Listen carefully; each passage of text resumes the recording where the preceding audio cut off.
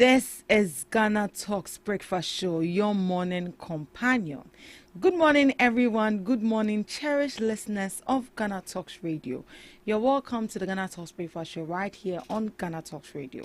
It's a beautiful Monday morning, and we are coming your way with a news headline review, the Debbie's Grill, and Today in History right here on the first segment of the Ghana Talks Breakfast Show.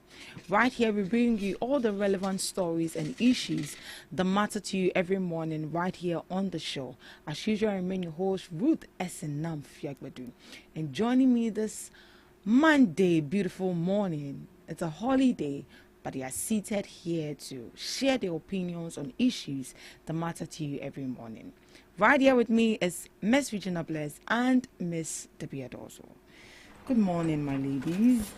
Good morning. How are you doing? Great. Good. Yourself. Is it allowed to call you Yellow Sissy? Yellow sissy there for corner. That means that today, right after here, Yellow Sissy will pass corner. Yeah, I know, right? Yeah, true. Yeah. Maybe a few percent there holiday. And then a holiday. What are you thinking? Oh, nothing. I'm thinking what you are thinking. Miss Regina, Yeah. it's the same. I'm I'm fine. You are looking beautiful. Oh, thank you. I like the way you manage your hair. Oh, yeah. Thank you. Gradually, you're convincing me to go for penned hair. Oh, don't. I'm It's reconsidering. easier to manage, but it comes with its own stress. The same way natural hair also comes with its own stress. Once a natural hair in there, one year. Hey, more blow. Good luck to you. It's a beautiful Monday morning, and today happens to be a holiday, yeah? So you can relax in your chair, pick up your phone, log on to our YouTube channel at Ghana Talks Radio, on TikTok at Ghana Talks Radio, X at Ghana Talks Radio, Facebook on Ghana Talks Radio, IG, Instagram on Ghana Talks Radio, and join in the conversation right here on the news review. Alright, so let's dive straight into our major news items for this morning. Government launches procurement reforms to save 2.36 billion Ghana cedis lost annually. The government has announced major reforms in the country's public procurement system aimed at stemming the billions of cedis lost annually through irregularities, according to the Deputy Minister for Finance, Thomas Nyako Ampem. He said that the measures form part of efforts to strengthen accountability and ensure value for money in public spending. Speaking at the National Procurement and Supply Conference in Accra, Mr. Nyako Ampem cited a Ghana Institute of Procurement and Supply report that estimates Ghana loses approximately 2.36 billion Ghana cedis every year due to procurement breaches. He described this as a drain on scarce resources that could otherwise be used to build hospitals, schools, and climate-resilient infrastructure. The Deputy Minister stated, "Why are we spending more on inefficiencies and infractions than on the most valuable in our society? Procurement inefficiencies rob us of opportunities to create jobs and expand access to critical services." He highlighted irregularities such as unauthorized procurement, inconsistent evaluations, poor supervision, and vague specifications tailored to favor certain suppliers, warning that these practices undermine development and erode public trust. To address the problem, he disclosed that the government had amended the Procurement Act, making commencement certificate and budgetary allocation prerequisite for all central government funded procurement. Additionally, the Ministry of Finance has established a PFM compliance division to enforce adherence through the Ghana electronic procurement system. Mr. Nyako Ampem further revealed that the cabinet is considering the procurement practicing bill, which seeks to professionalize the procurement function curb more practices, and embed sustainability and anti-corruption safeguards. He added that the reforms are anchored in President John Dramani Mahama's economic reset agenda to align with the 24-hour economy program, which prioritizes local production, green procurement, and job creation. The minister encouraged procurement professionals to embrace technology, strictly enforce existing laws, and insist on value for money. And this is coming from the Deputy Finance Minister, Mr. Thomas Nyako Ampe, who says the government, Ghana, loses 2.36 billion Ghana cedis every year. Meaning that every year 2.36 goes just like that every year because of problems in the way public contracts are awarded. This includes illegal deals, poor monitoring, and contracts designed to benefit certain suppliers. That means that even some of the contracts are given to people who are not even competent enough to even have that deal or to bring whatever they are bringing on board. So they brought up a new procurement reforms that now all government projects must have a budget approval and certificate before starting. A new compliance unit has also been set up to monitor through the Ghana electronic procurement system. So that means that government is also working on a procurement practicing bill to make procurement more professional, transparent, and corruption-free. And this is part of President Mahama's reset and 24-hour economy plan aimed at saving money, creating jobs, and boosting local production. Allow people to find value for their money. Lack of supervision, lack of monitoring. They don't even monitor to see if it worked or not. You just give contract out just like that. And if this wasn't found out, that means that we continue to even lose money every year or even more than that. Where have we gotten to as a country? Should we be granting contract to people based on loyalty, based on because they are family members, or it's about who you know, rather than on competence and someone who can get the job done smartly and well? Miss Debbie, how do you feel about this? I feel sad. Why? I feel very, very sad because I like the fact that it is stated that lack of monitoring, and then we also lack transparency. The work of the state that is being handed over to people who we believe can actually do the work end up messing it up. And sometimes I feel like it's because most of this people or group of people or institutions that this projects are handed to are politically affiliated to one party or the other. And because maybe, as you said, party loyalty. And so because this person is affiliated to this particular party and you've done so well, we want to appreciate you, not even consider whether you are competent enough to do that work and do it well. Not even check whether you are capable of doing it. Because we have people who do not even have knowledge about what you are doing. But because the person has played a key role in the party, and so we feel like, oh, let's give that person a chance. And so I'm not surprised. You see, most of the money or the money we've lost as a state is because of these few things. And each day, each minute, we transact business. Government transacts business with other institutions, both private and public. But at the end of it, we don't see anything, and then we end up losing more. And so let me make a few instances an example.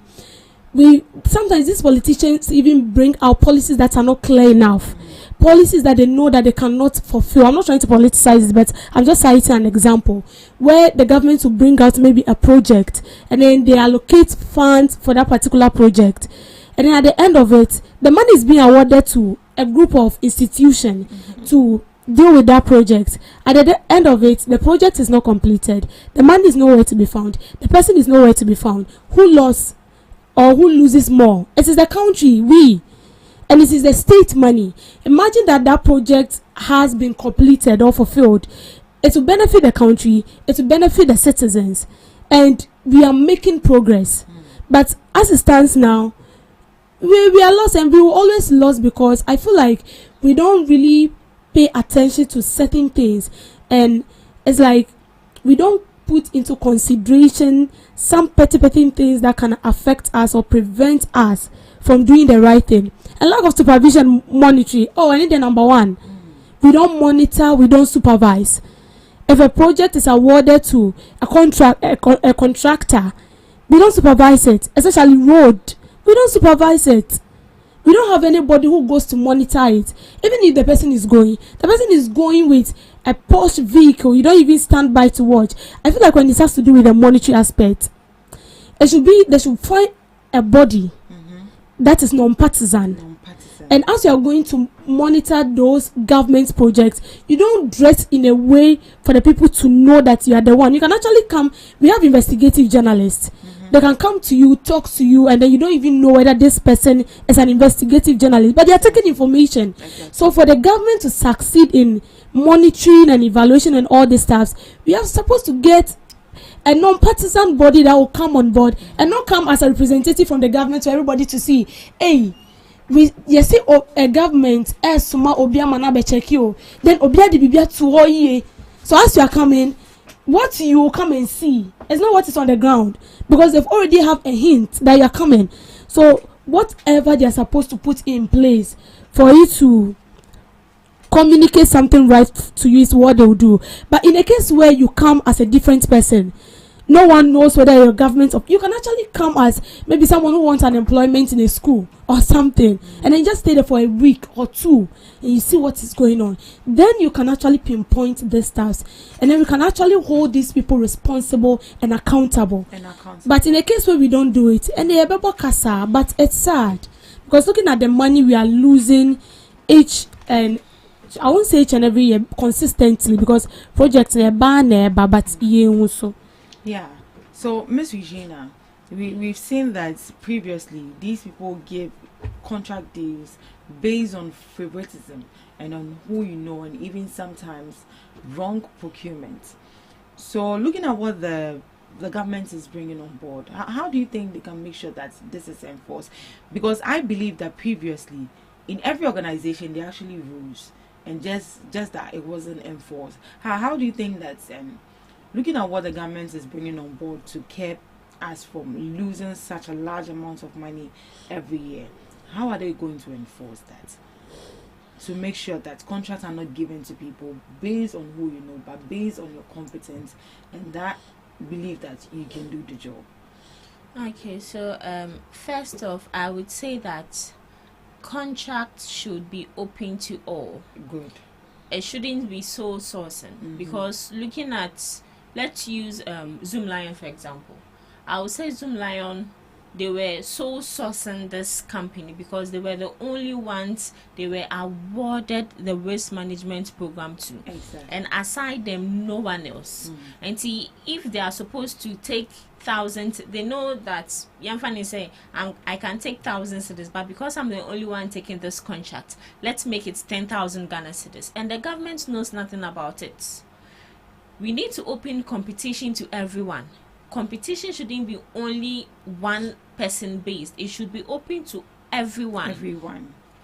The same way certain institution brings up a vacancy link for you to tap on and present your CV.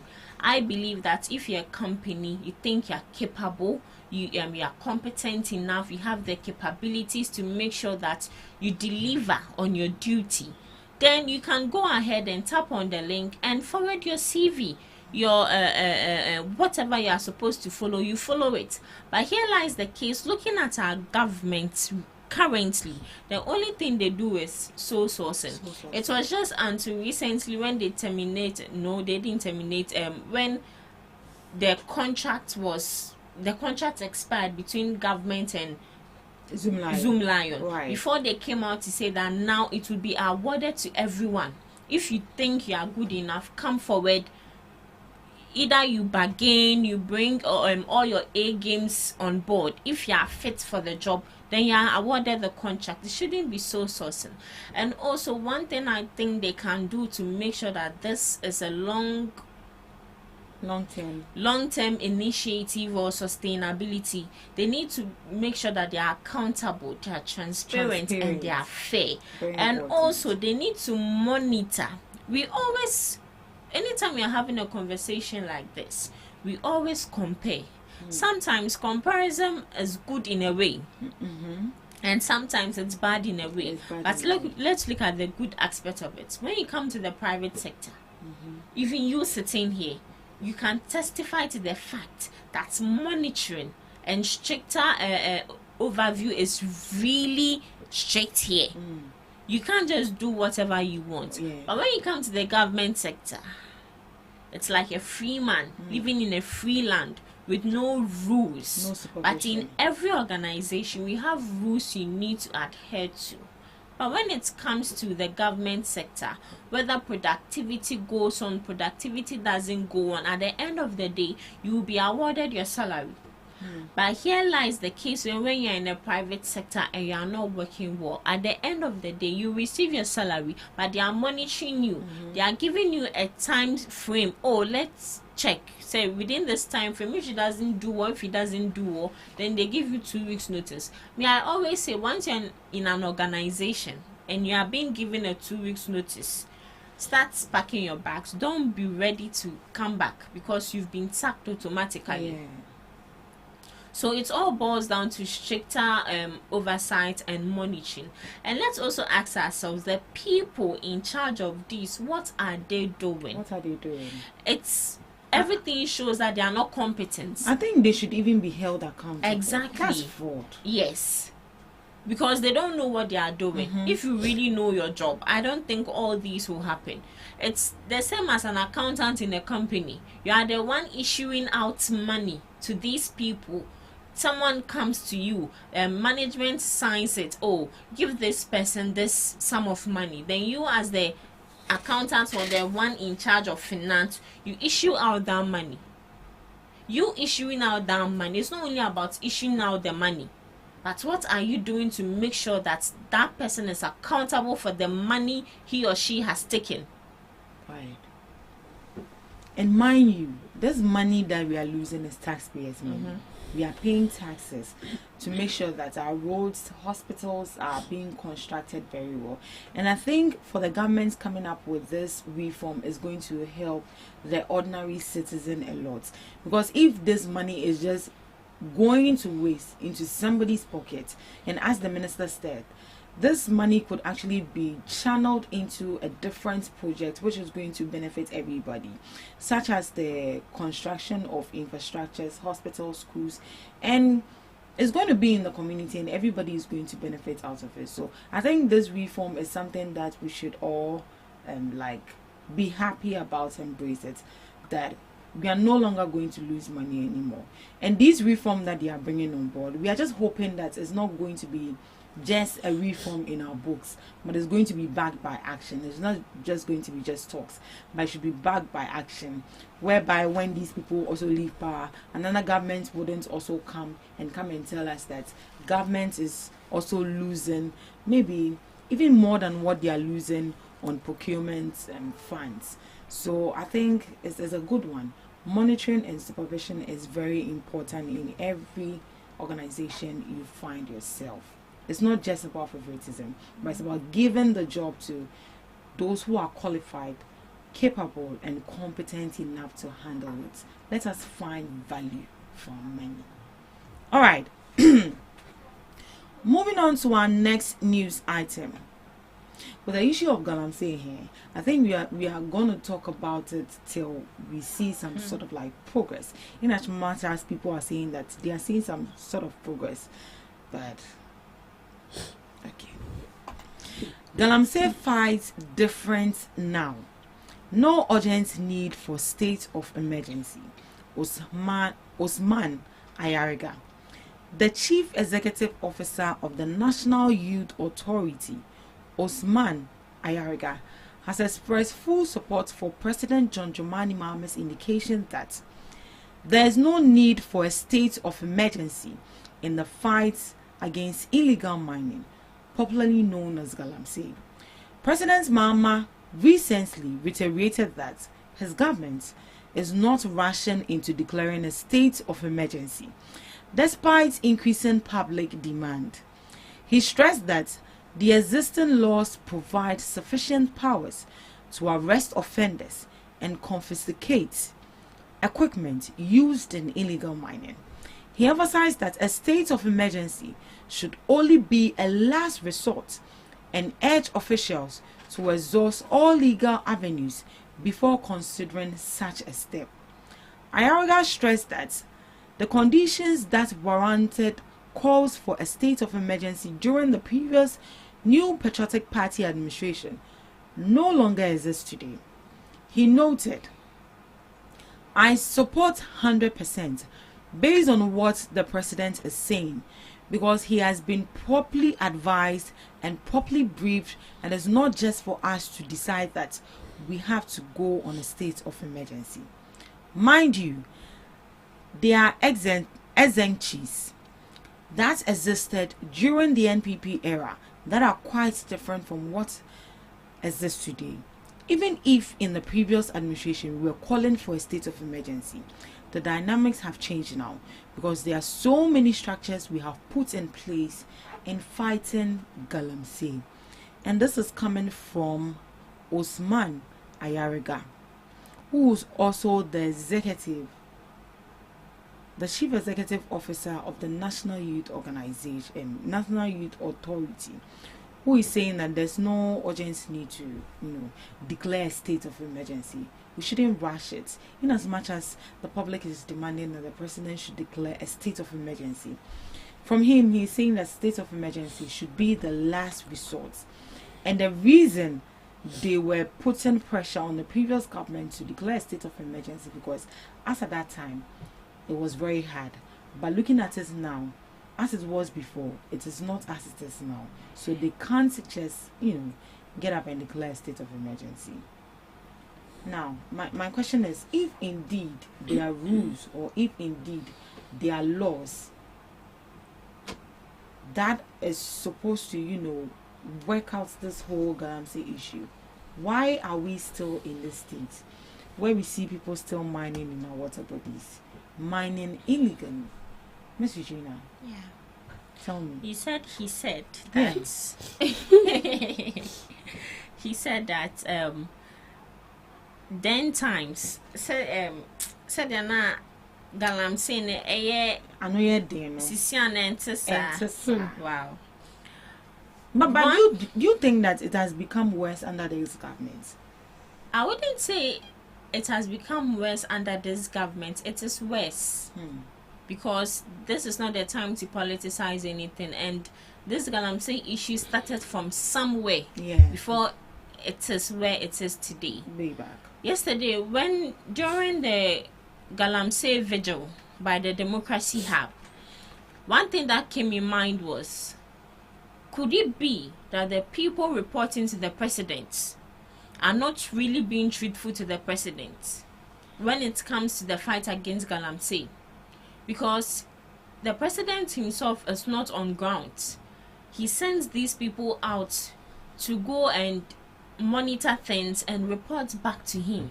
So it might be that these people reporting back to the president are not really giving him the truth or the facts. So what is preventing the president from going to the site himself? Exactly. We would say that the work of the president is not for him alone. Let's put it that way. All of us. Yes. Let's take this entity for example. The work of all of us is not for all of us. It's for everyone. Everyone is supposed to make sure that he or she can help each other. Let me put it that way. He or she can help each other to execute their duties. So, the president, in as much as he's the president, he's not the one supposed to go on grounds. That is why he has representatives in every district. He has people he's paying for them to make sure that they do their job diligently. So if he's not getting the good or the truthful reports, then it means something is fishy. Because you can't tell me that the rate at which our lands were destroying, now it's no longer like that. Now it's worse. Yesterday during the vigil, children not even up to if I'm not mistaken, not even up to 14 years, 13, 12 years, they were seen there saying they don't want to die early because they know that if they drink galamsey water they will die. This is coming from a child, and you are telling us say they are not galamsey it and sisiano and tisa biom na it is saying sisiano things are okay. Things are now worse because now these people omeni atra omeni ntong, they don't fear anyone. Even the people enforcing the laws, they don't fear them. So how has things improved? Galamsey has not improved. Today they are having a protest, tomorrow they are having another protest, and they are telling us things have improved. And saying Minister for Operations, I think Mustafa Gbandi, yesterday he said that since they've served their purpose, they should go home and rest. And I was like, seriously? That's what that was what he said. What do you want him to say? No, whatever they've brought to you, you've taken it, shut up and go. You are telling them they should go and rest. They should go. Amukacho said they want to rest. No, but their health is his concern. But he's thinking about their safety. But for me, I don't see anything. Safety, you don't see anything. The safety is making sure that our water goes back to normal. Right. That is what we are fighting for. This fight of galamsey should never end. Yeah. No one should rest. We see a rapid change.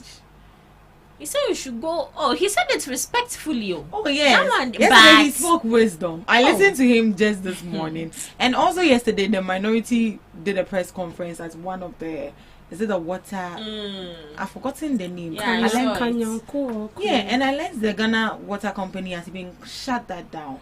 And they showed us a video in 2024 how the water was looking, and then now how it's looking now. That should tell you where we are getting to as a country. They are telling us we should go and rest since we've served our purpose. The government, have they served their purpose? They've not served their purpose, but they are resting. But they wanted to present a petition, right? You've presented it. And so what again? And so we allowed them to protest. It is a vigil. Vigil. I see. In as much as we are all in, okay, let me not say that here. If you say we blast you, so don't say it. But you know there were kids there yesterday. The grandmother was there taking care of them. Look at that. So that should tell you the point at which galamsey has reached. For a child to toy when you say you can't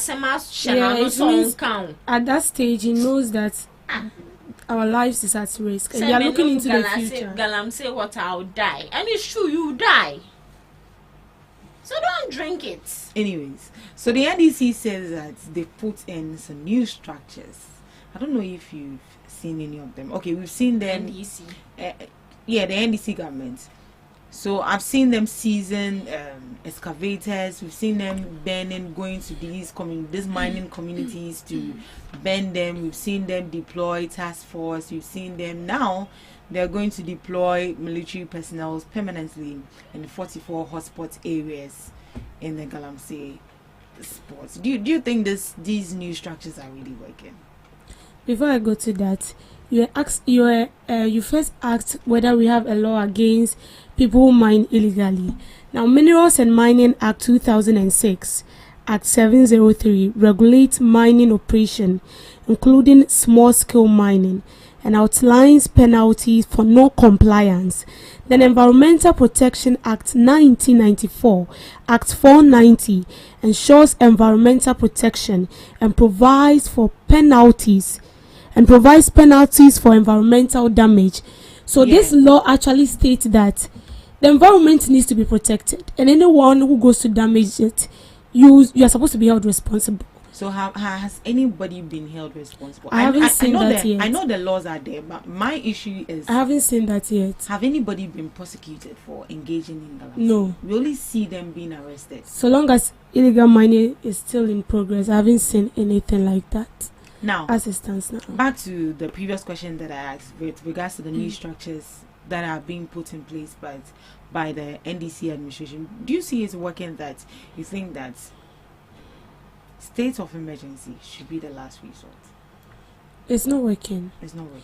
And you see, it's funny because they know the right thing.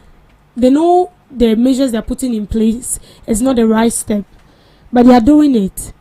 And the steps or the order they are putting in place is the same thing as the previous administration did or as previous government did. Because galamsey didn't start now, but it became so intense from some years back down somewhere 2023, 2020, 2022, 2023, 2024 up to now. So we wouldn't blame a government, say maybe galamsey started during your term. It has been there for long, but it has now become so, intensive. But the measures put in place are the same thing we've seen over and over again.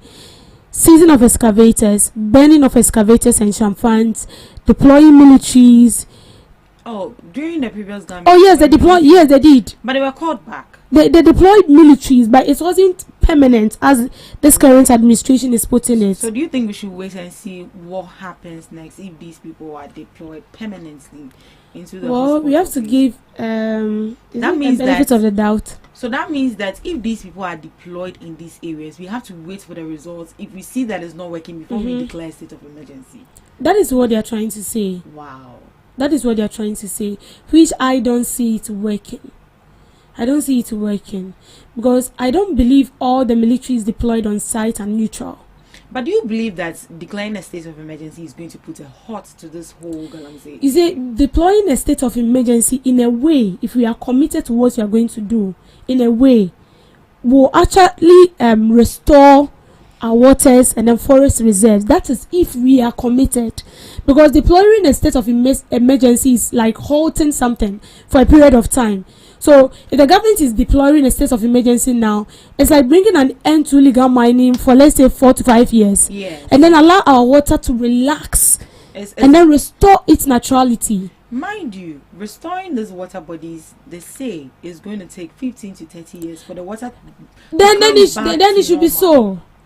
It should be so. Do we actually know what we are getting ourselves into? You see, the problem is that we feel like we are getting money. A lot of money from the mining. When it has to do with the mining part. Because I saw a video where I think Chemawuntimi or someone was saying that mining they ain't minjai because the country is gaining a lot of money from that. Ain't minjai mining. We have people that are mining legally. So with those people, not in our water bodies, with those people, we can retain them.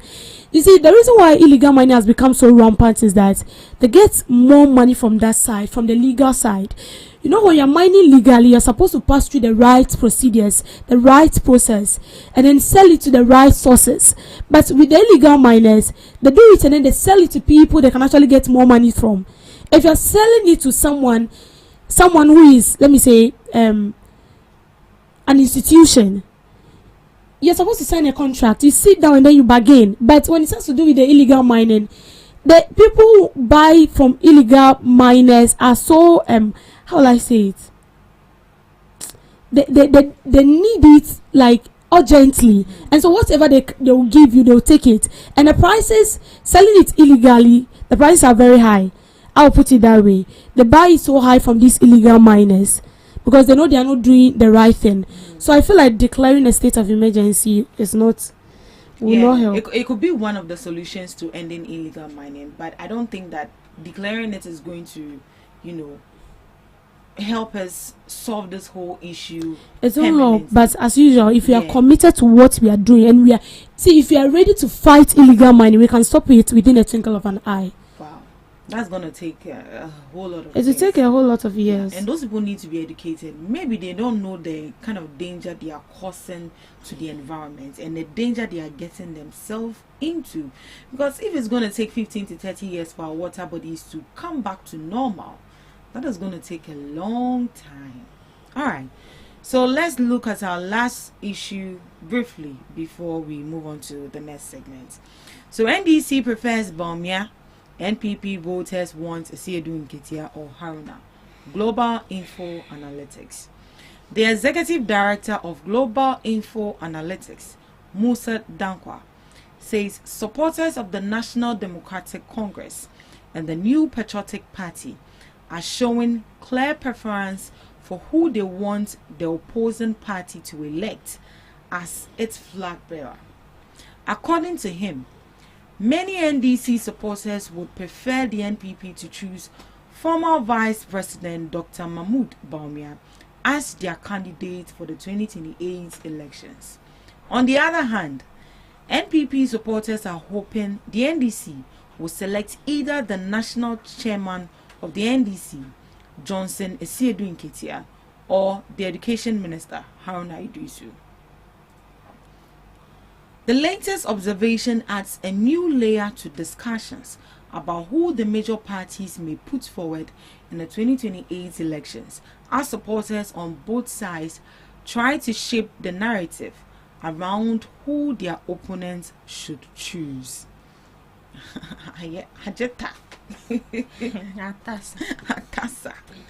NDC supporters want NPP to choose Dr. Bawumia, and the NPP supporters would like the NDC to pick Johnson Asiedu Nketia and Haruna Idrisu. So what does this mean? Is it that the NPP wants Nketia and the NDC wants This analytics day. It's not analyticing. And then the NDC. Am I the only one confused? Yeah. Or our politician would have to explain No, to us. how, what do you understand by this? Me, I see it to be political gimmicks. As in, it's political gimmicks because NPP feels like NDC is always after them, so they're also doing something. They are trying to do something to retaliate. But this is coming from Musa Dankwa. Oh yes, I know. Your man. It's a political gimmicks. It's one of their The way I propaganda.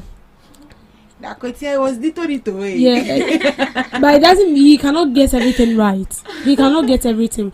It's because of the thank you tour Asiedu Nketia went. So it's sending this sort of like notion that he wants to contest. Or could it be that when the NPP come up with Bawumia as their flag bearer, it will be easy to put them back in opposition?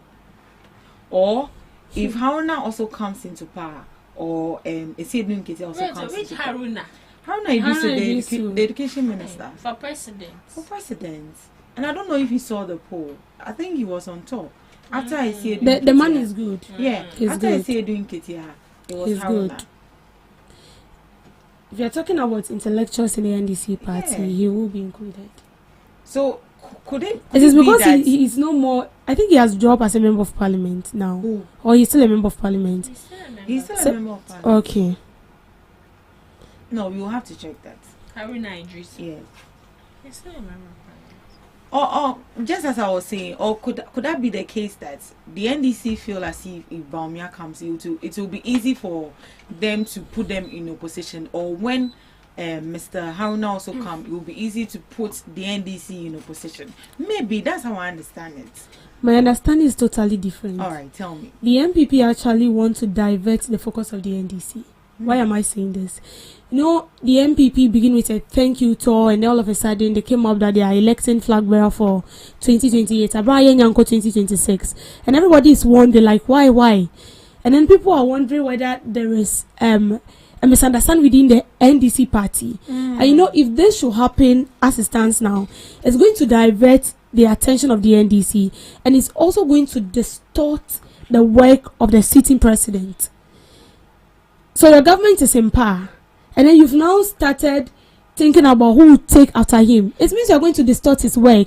You're not going to help him to fulfill his mission, but rather be focusing on your your campaign for you to also become a flag bearer in the coming year. So I feel like the NPP is actually doing something to divert their focus, and then let them also be on the note that yes, you are bringing this, you are bringing that, and then forget about their main goal. And then when it happens like that, then it means Ghanaians will also shift their attention. Because, mind you, Ghanaians are looking up to the current administration. You've brought out some policies they are looking up to you to fulfill. And so if you are diverting your attention, it means you cannot fulfill it. And then Ghanaians, you have to sort to a different solution of bringing someone else.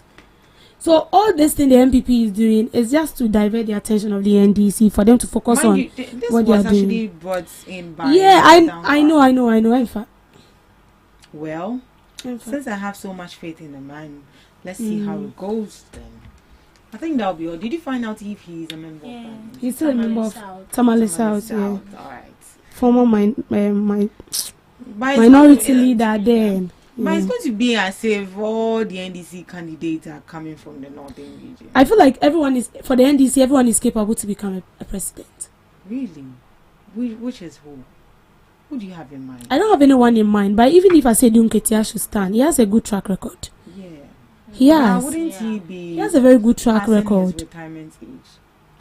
Oh no. Yeah. What does the constitution state about president? Now, it can be funny. Okay, sorry. Don't go there.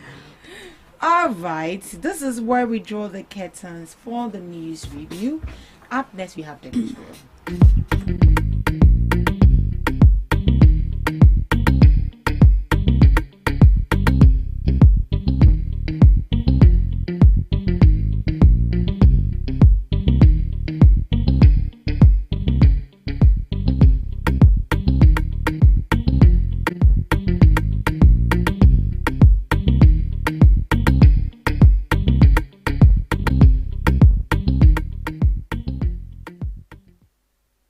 Welcome to the holiday edition of Debbie's Grill, where we talk about issues that concern the state void of politics, fear or favor.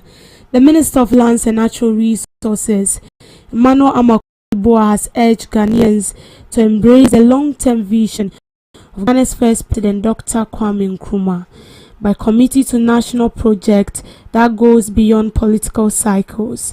Speaking at Nkrofo in the Western region during the 116th birthday celebration of Dr. Kwame Nkrumah, Mr. Boy reminded the gathering that the late president's legacy was anchored in building for generations rather than short-term gains. Dr. Nkrumah's projects were not for next election, but for the next century, he declared, adding that the spirit of the annual Nkrumah Fest celebration must inspire a new wave of national building anchored on sustainability, unity, and courage. So, we are celebrating the birthday of our first president. That was yesterday, but today is actually a holiday for that. Osajefo Dr. Kwame Nkrumah. I wasn't there before he was I wasn't even born. Yeah, I wasn't even born before he was president and before he passed out and everything. But then I came to read history about his life, how he dreamt of a unique country called Ghana, how he wanted Ghana to be a hub of, or the center of other Africans. He wants Ghana to be the head, how he wants to create business and make Ghana lead all African countries, how he wanted to unite African countries as one, and how we the black ourselves fought against him and overthrew him because of, well, let me put it this way, because of our selfish gain. And this is where we are. We are celebrating 116th birthday of Osajefo Dr. Kwame Nkrumah, and we can actually mention some projects that were started by him and even completed, and it has now benefited us.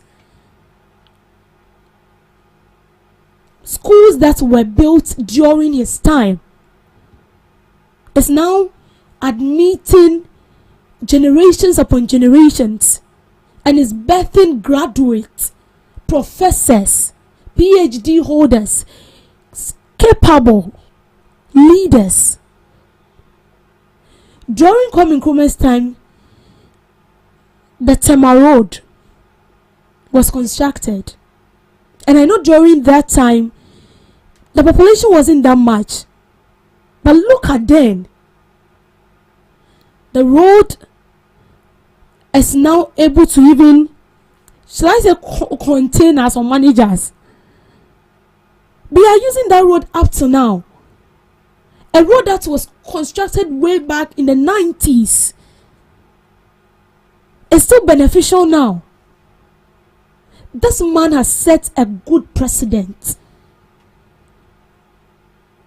I've never seen his leadership after he is gone or after he has died. I've never seen his leadership in all the previous governments we've experienced. No. And I think as we celebrate his birthday, we should be questioning ourselves and asking ourselves some questions.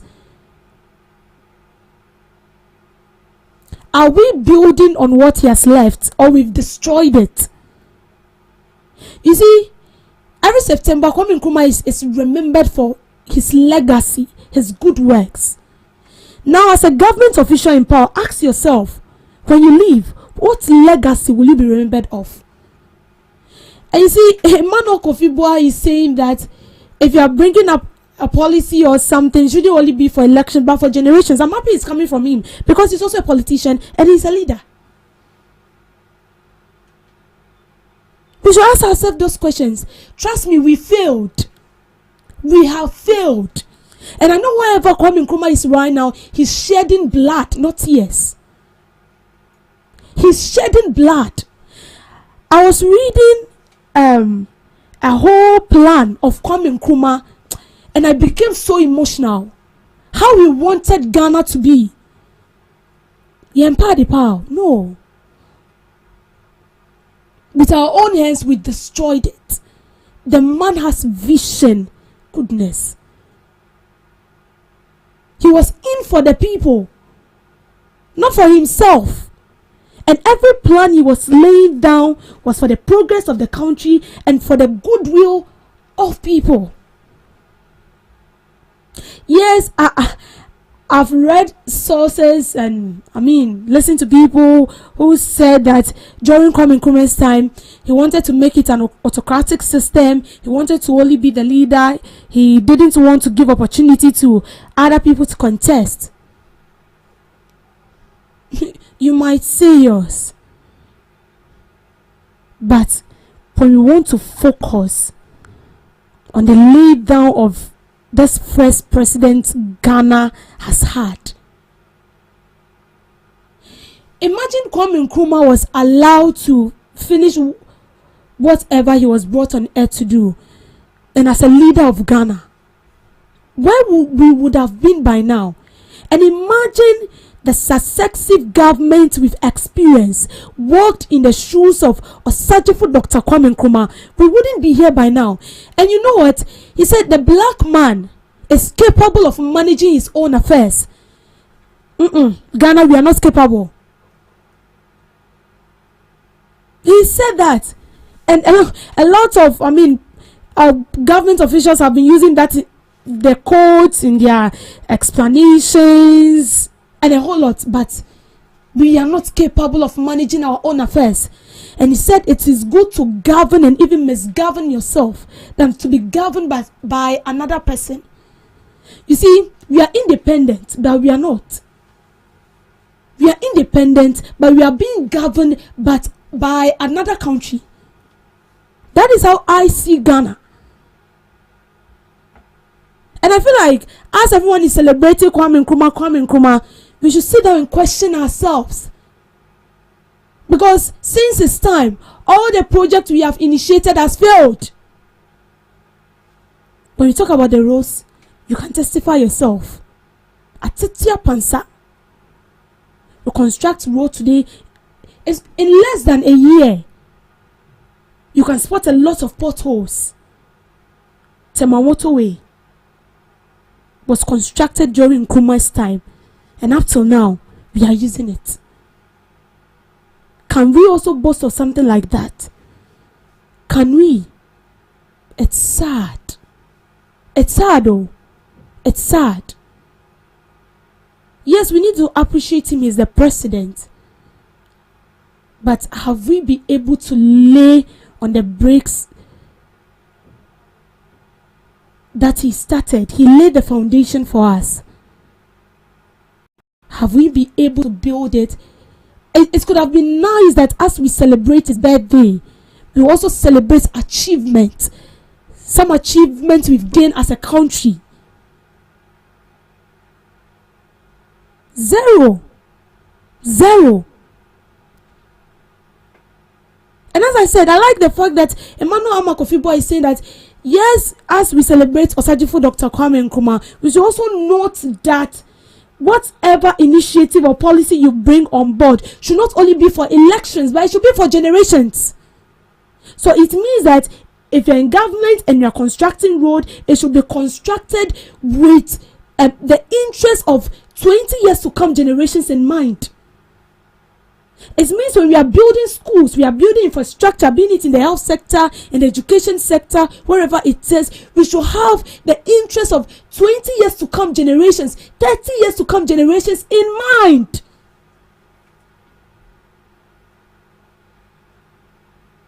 We shouldn't wait. We'll construct and oh goodness.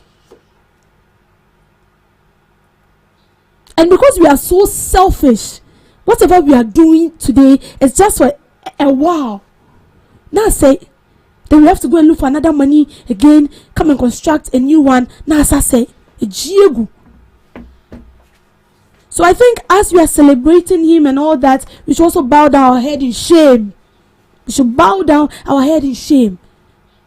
Because we are not walking in the footsteps of the first president.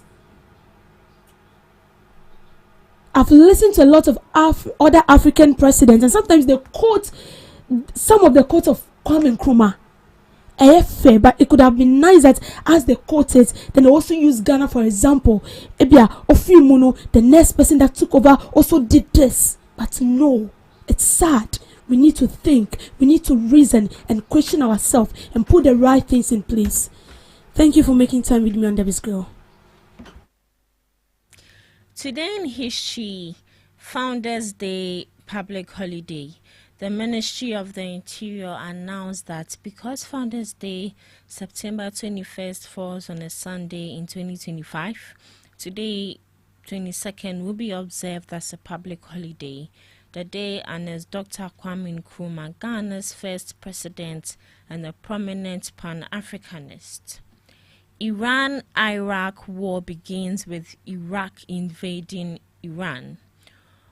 This began on this day in 1980 with Iraq launching airstrikes and invading Iranian territory, though Iran officially began the invasion the next day on September 23rd. The invasion was initiated by Iraqi leader Saddam Hussein, who sought to weaken Iran after its recent Islamic revolution and establish Iraq's regional dominance. 1776, Nathan Hill was executed by the British for spying on them during the American Revolutionary War. The Continental Army captain was hanged in British-occupied New York City on the orders of General William Howe. Shaku Zulu assassinated on this day. The legendary warrior and founder of the Zulu Kingdom was assassinated by his half-brothers in 1828. His legacy was a brilliant military strategist and unifier of the Zulu nation still echoes across Africa. Looking at some observances. Today is National Family Day. This day reminds families to incorporate family activities, meals, and more throughout the week. There are multiple benefits to spending quality time with the family and building stronger relationships. It's a day representing the importance of families and family life to people and their communities. National Girls' Night. This day encourages women to gather with their best girlfriends for a night in to relax, recharge and foster meaningful connections. Dear Diary Day encourages people to document their lives by writing in a diary or journal, or to start a new one if they don't already keep one. It highlights the benefits of journaling, such as stress relief, mood improvement, memory preservation, and a boost to writing skills. Car-free Day encourages people to leave their cars at home for a day to promote sustainable transportation and raise awareness of the negative impact of vehicle dependency. The event aims to highlight benefits such as reduced air pollution, lower carbon footprint, less traffic congestion, and the promotion of healthier lifestyles through walking and cycling. It also serves as an opportunity to showcase what a city could look and feel like with more pedestrian-friendly spaces and sustainable urban mobility options. Lastly, National Recovery Month. It is an annual observance each September that celebrates the nation's recovery community by promoting treatment and recovery practices, raising awareness of substance use disorders and mental health, and destigmatizing these issues. Established in 1989, the month aims to spread hope that recovery is possible for everyone and recognizes the importance of accessible treatment, support systems, and the resilience of those on their recovery journeys. And that's all for today on Today in History and Some Observances, live on GhanaTalks Breakfast Show. Thank you so much, Miss Regina Bless, for Today in History and Some Observances of the Day. Well, she mentioned that today is Family Day, so make sure, since it's a holiday today, make sure you stay in your house and have some time with your family. All right, since it's a holiday, please drink responsibly. Stay in your house, refresh, and go back to work tomorrow. Don't go to work tomorrow and go and be sleeping. So stay in the house. All right, enjoy the holiday. Thank you so much for joining us on the first segment of the GhanaTalks Breakfast Show. We'll be coming up with a news shortly. Please stick and stay with us. Are you ready to amplify your business or brand's reach and make a meaningful impact in Ghana and beyond? Partner with GhanaTalks Radio today to connect with a diverse audience across Ghana and beyond. Elevate your brand through on-air promotions and social media. Boost your brand during prime time. With GhanaTalks Radio, you can extend your reach across digital platforms. GhanaTalks Radio is not just a station, it is a community hub where your brand becomes part of the conversation. Join us in fostering connections, celebrating culture, and making a lasting impression. For customized sponsorship packages and enquiries, email contact@GhanaTalksRadio.com or call +233 202 544614. GhanaTalks Radio, giving the youth a voice. What do you want for breakfast? How do you want your breakfast? English breakfast, French fries. Koko Nikosi, alo komi kesheto. Wache. Well, Gobe is the real deal. Join us on GhanaTalks Radio. Let's serve you a buffet of breakfast. From news headlines review, current affairs to social issues. Entertainment, sports, and all the trending stories live on our mobile app and across all socials from Monday to Friday, 7 a.m. to 10 a.m. With me, Pakwesi Omare, Regina Bless, Deborah Adoso, and I am Esinal Fiagbedu. This is GhanaTalks Breakfast Show. We bring you local news, business news, international, sports, and entertainment news. Right here on GTR.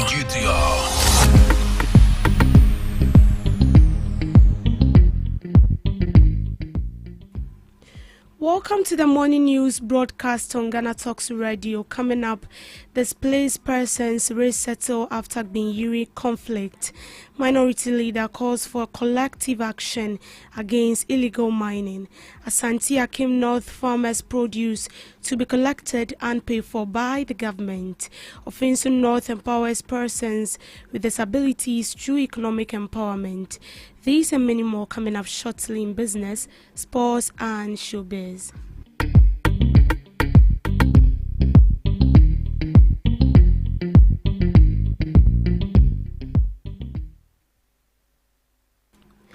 Displaced individuals from the Gbinyiri conflict have returned to their communities after spending a month in temporary tent at the Solar Safety Camp. The returnees, who were facilitated by the National Disaster Management Organization in collaboration with the Ghana Red Cross Society, Olam Ghana and United Nations humanitarian agencies, are beginning to rebuild their lives. The Gbinyiri conflict, which erupted on August 24th over a disputed parcel of land, resulted in 31 deaths, 48,000 displaced residents, and mass destruction of properties across 12 communities in the Solar, Kauba, and Boli districts.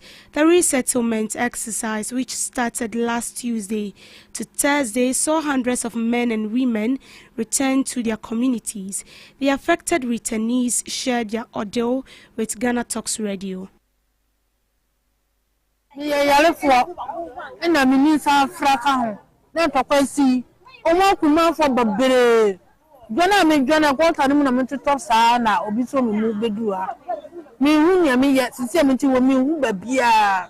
Last batch of people left here around 2 p.m. Yesterday afternoon. For now, we are trying to see how we can remove some of the structures. So I was there to tell my senior father to also find a place to lunch before they come. So when I realized one of my friends who has gone to the nearby village at Bale. So when I say I want to check him, so on my way to check him, the people just arrived and they pointed gun on me. As we see that, they say the thing that president is not looking for solution to solve it, so that they should put all guns aside. So through that, we are also coming, but we are not appear like that. We trust that the police can protect us, but our village like this, there's no light. Which police will they bring to come and stand and wait for us? And they will not stand. They are in the cities and they are leaving the village alone. So they are also patrolling in the village and they are doing their work. According to the Savannah Regional Security Council, over 10,000 displaced victims who fled into neighboring Burkina Faso and Cote d'Ivoire have returned to their communities. North Code, a civil society organization on peace building, says security will have to remain in the areas affected for a period of time to safeguard the lives of returnees. I think that in any effort to invest in peace and security, prevention is, in my view, the most important investment you can make. When something happens, like we observed in the Savannah region recently, people respond with relief, with mediation, with reconciliation efforts. But all those are damage repair, damage mitigation. The meager resources that we have, we ought to channel them to maintaining law and order. Development is to the people, and if the people are not at peace, you cannot bring any development. By virtue of some people hearing that there is a conflict even in our area, they are scared. They don't want to even come. This is also something which is affecting us. It will take us some time to be able to overcome, but trust me, based on what we are working, we are sure that we will recover very quickly. Minority leader and member of parliament for Efutu, Alexander Fenyumaken, has sounded alarm on the devastating impact of illegal mining on the environment. He emphasized that Galamsey is not just an environmental issue, but a national emergency that requires urgent and decisive action. According to him, Ghana could import water soon, citing the severe pollution of local water sources. He urged the government to move beyond rhetoric and take concrete steps to end destructive activities. Today, our country stands at a crossroad. Galamsey is getting out of hand. The greed of few who believe they have to destroy our environment to make ends meet is going unchecked. We only perhaps make an effort but unable to nip it in the bud. We must all collectively talk about it, else there will be no country for us. In related news, the Chief Executive Officer of the National Entrepreneurship and Innovation Program, Kofi Owusu-Nkansah, has urged the government to focus on finding solutions to illegal mining than engaging in blame shifting. He believes that identifying who caused the issue is less important than finding solutions.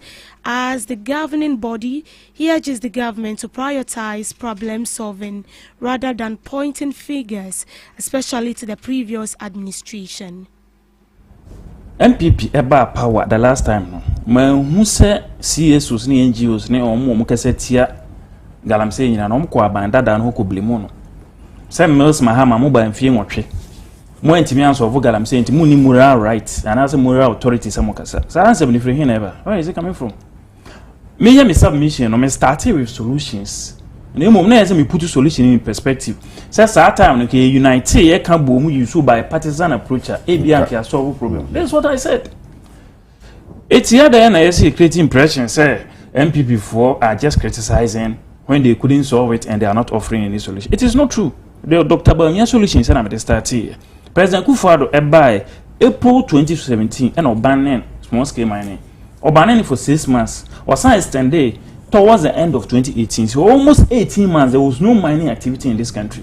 So what is this story of 8 months, 9 months is not enough? Obi banning months, mining 4 months. I don't want to be banning after 8 months. So what I say. Now you know movement for do baby na omrefium who say omupani no mudi na chire no kan MPP abano.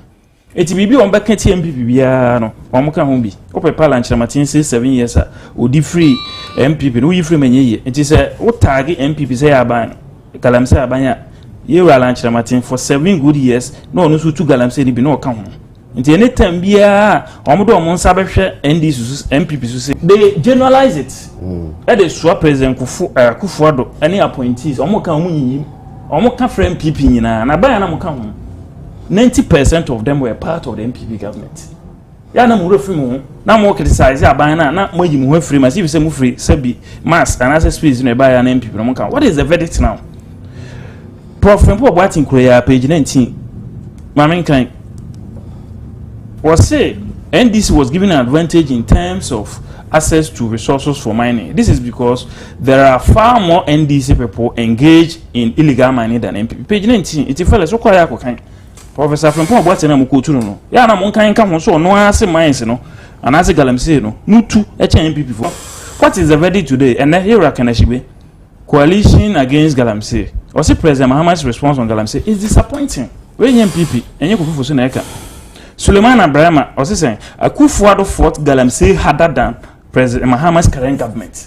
These are civil society organizations who were hard on us and on compare the Kufuor any day and Ekoso. Within this short period of time, we've destroyed so much forest illegally. The level of degradation and the pace being left behind is disturbing. Or say within short time, we know Galamsey and us send Yama at MPP in fear and what mobile. So what are we talking about? Whether MPP did it or didn't do it is irrelevant. You have the power now. Fix it. Absolutely. That is it. You ain't meeting a free so no. You have to abide here. Inti ababu ne sa nyama ni nyina faso no so. Member of Parliament for Asante Akim North, Frimpong Kwame Ohene, has assured farmers in his constituency that their produce will be collected and paid for by Tuesday. The produce amounting to 1,000 boxes of tomatoes and 2,000 bags of onions will be purchased for senior high schools in the Ashanti region. This development comes after President Mahama intervened to support smallholder farmers in the area. The president's directive was given on September 15th and was facilitated by the Ashanti Regional Conference of Heads of Assisted Secondary Schools, the Maestro Association, and officials from the Ghana Education Service. Indeed, we had a call from the presidency expressing interest in getting all the tomatoes and onions from my constituency. Indeed, there was a delegation that came to Ashanti North and had a discussion with the farmers. Now, I know that the team went back to Kumasi to prepare to come back on, I think, either Monday or Tuesday. I'm not 100%, but as soon as I get off the phone, I'll be able to get that date. It's either Monday or Tuesday. The vegetables will be picked up and paid for from the farmers. No, you see, this is it. The initial vegetables the farmers had, they found a way to deal with them. Now they had to go to the farms, their various farms, to bring the other produce that they've got. And they understand that indeed when you're dealing with the government, things usually don't happen instantly. It's going to happen. They are aware. We've spoken to them, right? But they know that they have to, make available the rest of the produce they had from their farm or they have from their farm within last week and up until when the items will be picked away from them. But eventually that is going to happen. I know that it's either Monday or Tuesday that will happen. Initially these when the team came from Kumasi, they wanted to pick the items and let the farmers know that indeed they will be paid their money. But most often these farmers don't understand these things when it comes to the government. Yeah. They want things to be done there and then. We have a radio station in the constituency. That has been communicated via the radio. If there is a probability that you may have spoken to a farmer who probably hasn't heard what's happening and that they are saying otherwise. But indeed, the government of the day will never say something and it will turn out to be something another thing. Convener of the Fix the Country movement, Oliver Bakavomawo, reflected on Kwame Nkrumah's vision for Ghana in a recent vigil held to caution the government against illegal mining. As Ghana celebrated the 116th anniversary of Nkrumah's birthday, he stressed the need for young Ghanaians to believe and work towards a brighter future. Bakavomawo drew inspiration from Nkrumah's ideals, highlighting the significance of unity and collective effort in achieving a future for the country. He urged Ghanaian youth to take active role in shaping Ghana's future with the need of accountability and good governance.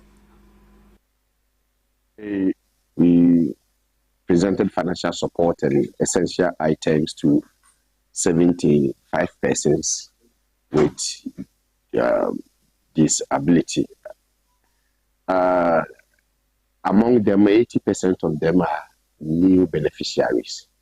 And the breakdown of the support is as follows. 50% was given us.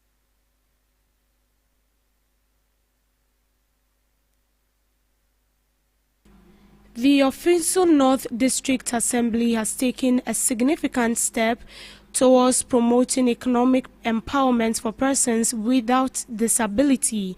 35 persons received 2,000 each, totaling 90,000 to boost their business. 15 people received medical support to address their health needs.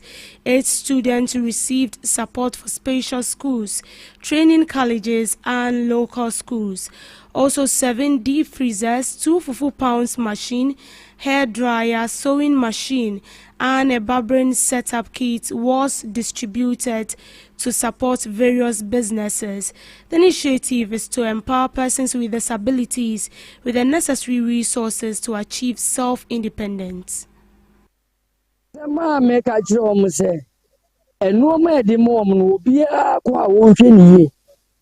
me as a chairman, ma be monitor.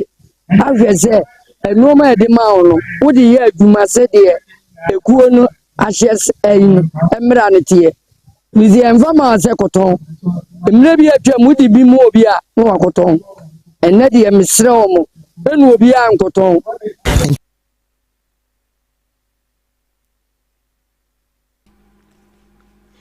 In business, Ghana's grain sector is on the brink of crisis, with more than 100,000 metric tons of maize and rice from the 2024 harvest.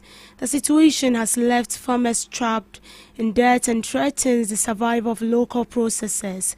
According to the Chamber of Agribusiness Ghana, the glut worsened by a surge in cheap imports and rampant smuggling of substandard grains has forced many farmers to sell below production cost. With the 2025 harvest season fast approaching, the chamber fears the problem could intensify, undermining livelihoods, collapsing mills and placing national food security at risk. In a statement, CAG stressed that smuggled rice and maize, which evade duties and quality of checks, are flooding Ghanaian market at artificially low prices. It's cautioned that if the government does not act swiftly, entire subsectors of the maize and rice industry could collapse. Some mills and maize processors are operating below capacity. CAFG further raised concerns about alleged collusion between smuggling syndicates and corrupt board officials, pointing out that tax evasion from illicit grain imports is depriving the government of critical revenue. The chamber is therefore urging decisive policy action, including tighter border controls, a mandate for state institutions, such as the school feeding program, armed forces and prison service, to source from local producers and guaranteed minimal prices to stabilize farmer incomes. It also called for financial support to millers to enable them purchase grains at harvest alongside long-term investment in rural roads, storage facilities and cold chain system to strengthen resilience in the sector. According to the chamber, irrigation systems and stronger farmer cooperatives are equally essential to boost productivity and make Ghana's maize and rice more competitive against import. To chart a sustainable path forward, they are calling for an urgent high-level dialogue between government, private sector players and farmers association ahead of the upcoming harvest season. To sports, Asante Kotoko head coach Abdul Karim Zito says his defenders surprised him in Kotoko's game against Nigeria's Kawara United. Kotoko beat Kawara United 4-3 in the first of a two-league tie at the Accra Sports Stadium in the preliminary round of the CAF Confederation Cup. The Porcupine Warriors conceded twice in the first half, and after striker Albert Amwa, Kotoko up 4-2. In the 73rd minute, Abdul Rahim Shola scored in the 85th minute to reduce Kawara's deficit. The second leg takes place in Nigeria on Sunday, September 28th.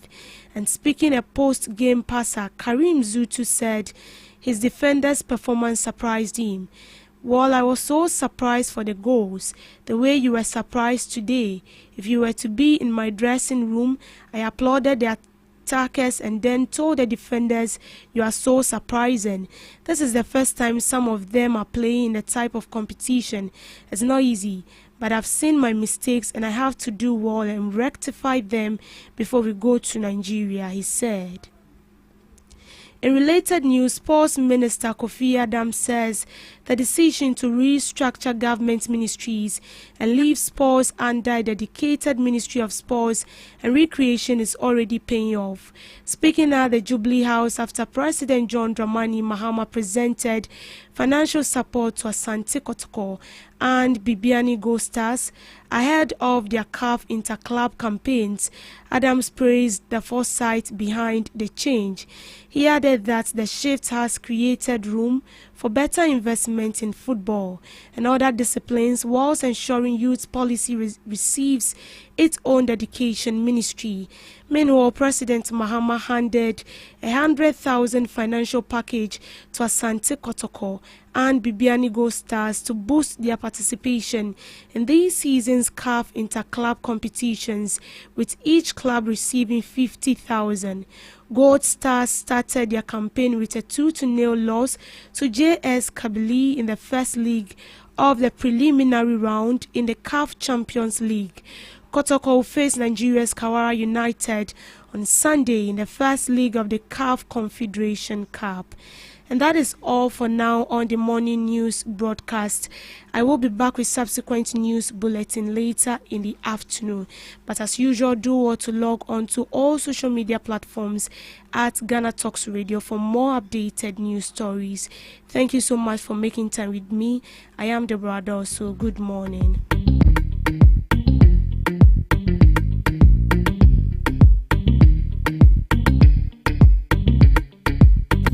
Are you ready to amplify your business or brand's reach and make a meaningful impact in Ghana and beyond? Partner with GhanaTalks Radio today to connect with a diverse audience across Ghana and beyond.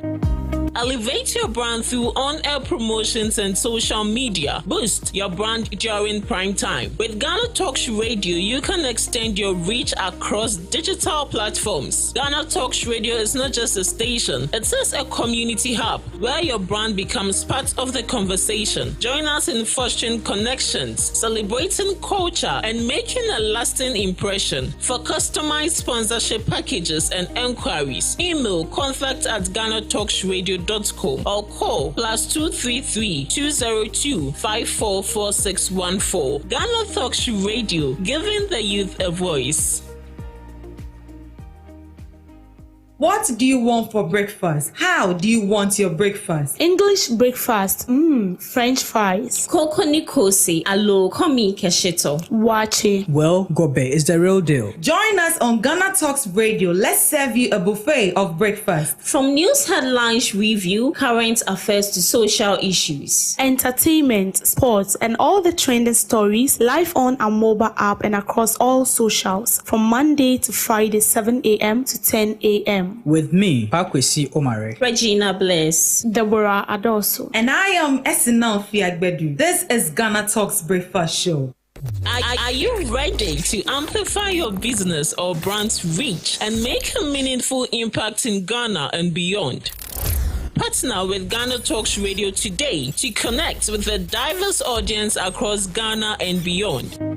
Elevate your brand through on-air promotions and social media. Boost your brand during prime time. With GhanaTalks Radio, you can extend your reach across digital platforms. GhanaTalks Radio is not just a station, it is a community hub where your brand becomes part of the conversation. Join us in fostering connections, celebrating culture, and making a lasting impression. For customized sponsorship packages and enquiries, email contact@GhanaTalksRadio.com or call +233 202 544614. GhanaTalks Radio, giving the youth a voice. When you guy, what it? John, when you guy, what it? A boy now when you alright, Busia go by the name Coin Takra. Call me, say you're Coin Takra, the name time it's Coin Takra live on GhanaTalks Radio now. Mondays and Fridays, may the time it's Coin Takra. Bravo, when you say Monday, let's day. Aya mamere abakwasem Africa, Ghana, our heritage. Eka mamere ni amani yeteti abakwasem hon komone yedi. Aya hina ni yekoni now Friday ni ye bass on bass.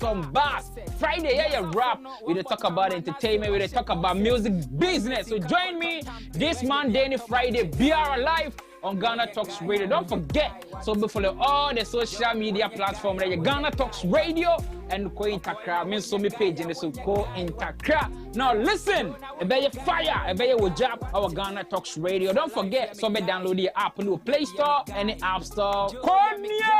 Time it Ko Intakra Monday and Fridays. Jinamudi Obi Amamiara time no 7 p.m. sharp.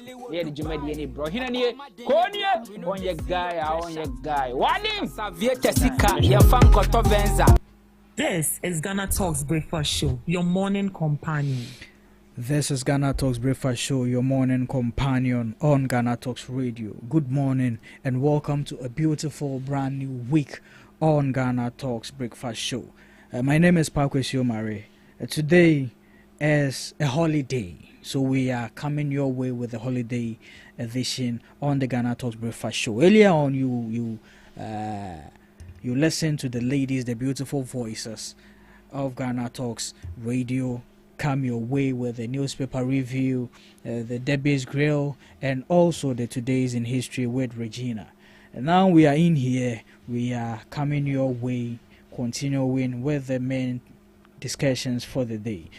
Before we get into that, let me remind you that you are invited to join the conversation. Don't leave it to us alone in the studios. Join us on all our social media platforms at Ghana Talks Radio, on Facebook, on Instagram, on TikTok, and on X. You can join and follow us on all our platforms. On YouTube, we are very active as well.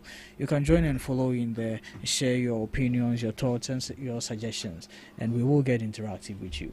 In the studios with me this morning, I have 8 p.m.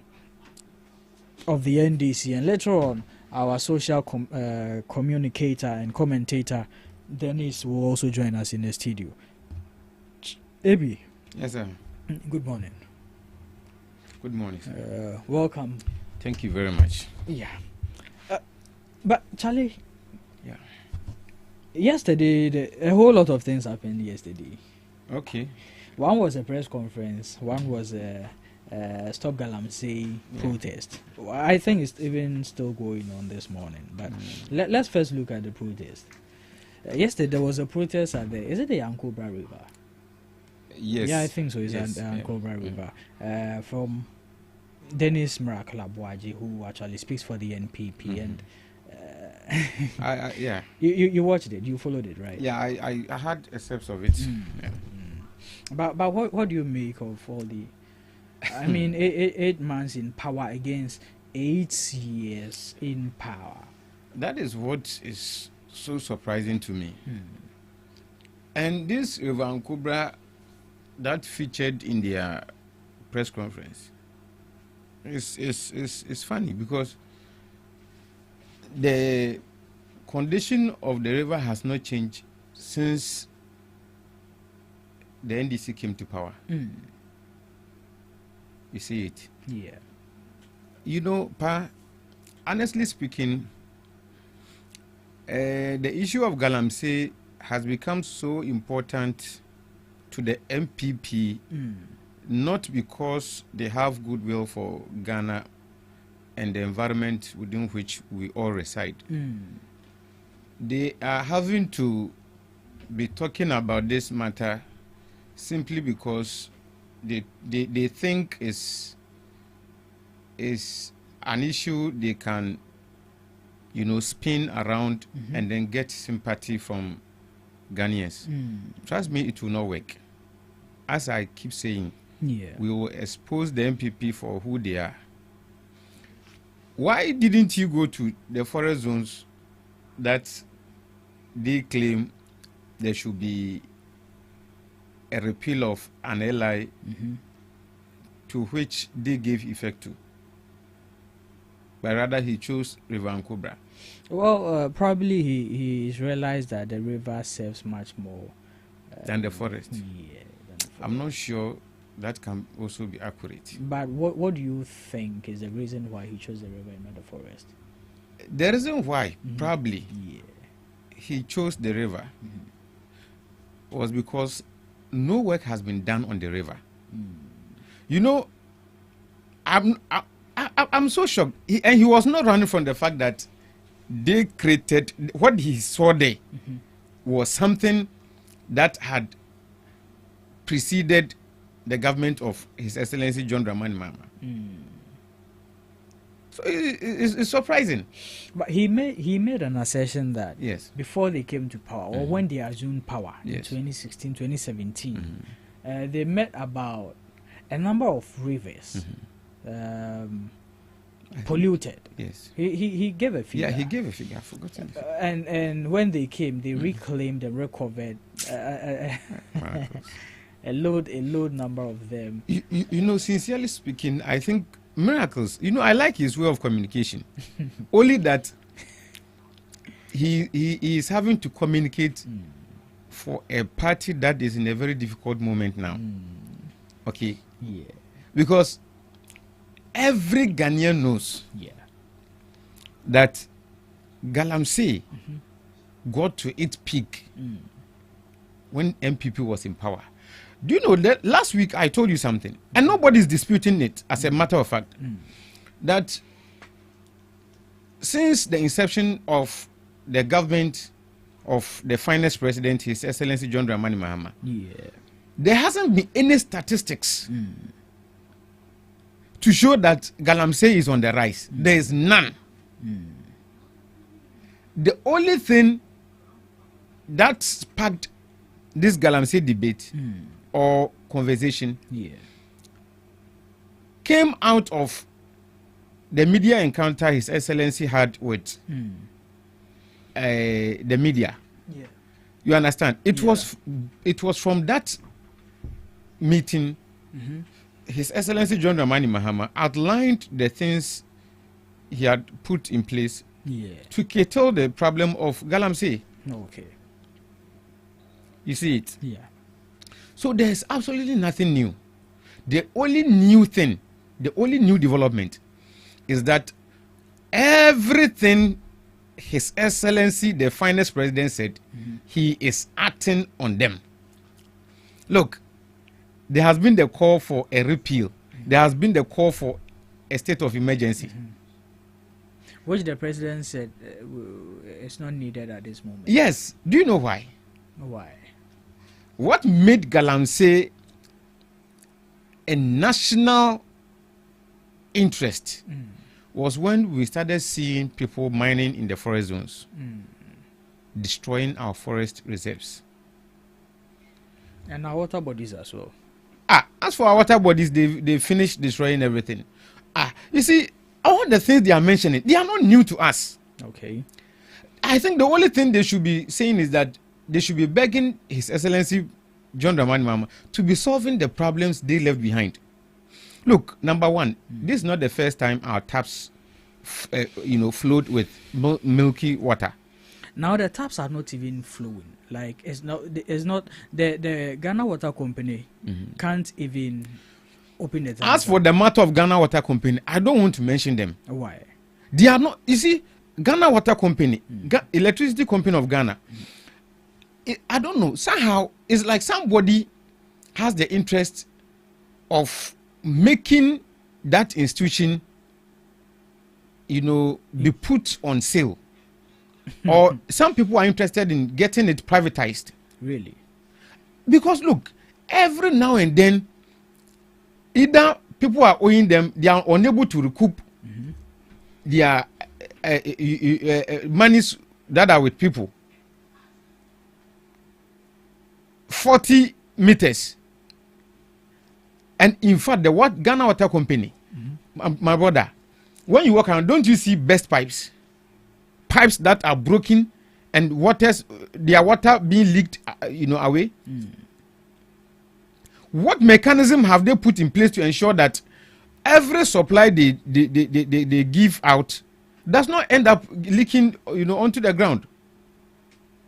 They are not doing that, and they are there concerned about, I think sometimes you have to overhaul the whole system, get everybody out. If that is what they want, they should know we are students of economics. Okay. Look, you see that kind of economy where you have the private hand dictating the pace of the economy. Yeah. And then you have another part, you have central government dictating the pace of the economy. And you have a mixed, form of it. I am putting this on record. There's no country anywhere in the world where you find private hand, okay, that the capitalist, pure capitalist, there's no country like that. Okay. That you find the economy being run purely on capitalist principle. Because there are some essential services, the moment the capitalist jeopardizes it, the whole country will come to an end. Okay. I have never seen electricity being provided by a private entity. No. Before. Okay. I have never seen water being provided by a private entity. National security, it doesn't go into the hands of the private individual. Okay. You understand? Yeah.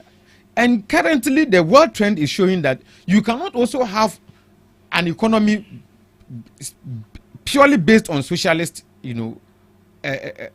form of economy. You can't have it. Because the government alone, you cannot do everything alone. You will need the private sector to come. So that is why throughout the world, you see a mix of these features. Okay. ECG should understand that, Ghana Water Company should understand that. Yeah. They should look. The reasons why they were asking for those, astronomical prices. They mentioned one, the pollution of the water bodies. Yeah. Number two, that they had to refit or replace obsolete, equipments, cables and all that. My brother, do you know the number of people who are owing ECG and ECG is unable to go for the money? Most especially government institutions that are paying huge salaries and taking very good care of their CEOs. Yeah. Yeah, that's very true. You are unable to go for all these monies. GRA, VRA, even Parliament owes them. You understand? Even Parliament owes them. So, I don't know. Sometimes, when you think about the black man and the way they do their things, it's pathetic. You are coming to ask for more than 200 and I think more than 200 percentage, points on the water service you render. But Ebi, let's look at this. Do you think the call by the minority especially for government to fasten its belts in the fight against galamsey is valid? We are looking at the argument from the NDC as well that you destroyed it for 8 years. We are only in power for 8 months, and you are. But then, you see, people don't subscribe to that argument from the NDC. You know why? Because nobody is saying that it should have been stopped by now. We shouldn't be seeing any activity by now. We understand it is a fight. It's an ongoing fight. Yeah. It's not a one-day job thing. But the steps with which they are fighting is what is making people lose faith. Do you know one thing? I have a strong belief that the MPP thinks that the NDC now in government should not make money to strengthen the party. Wait, let me explain. Okay, explain. Now, I have told you times that number. There is no statistics to indicate that galamsey is on the rise. There is none. Okay. And you see, there's no denying the fact that His Excellency John Dramani Mahama is fighting galamsey. Nobody is denying that. Okay. So where from this argument? Now, so it's either they want to bank on this thing for sympathy, or they are intelligently preventing the NDC from doing mining, so that they become bankrupt like the MPP is today. But wait, because they are preventing the NDC from doing mining. Do you understand? number one, Yeah. they always talk about the repeal of the LI. The repeal of the LI was something President Akufo-Addo permitted illegal miners to go into the forest zones. Do you understand? He did it. The MPP gave people permission to go and destroy our forest through the LI. Now, there is nobody mining in the forest zone. Is the repeal so important now? It is. Why? Because you promised to do so.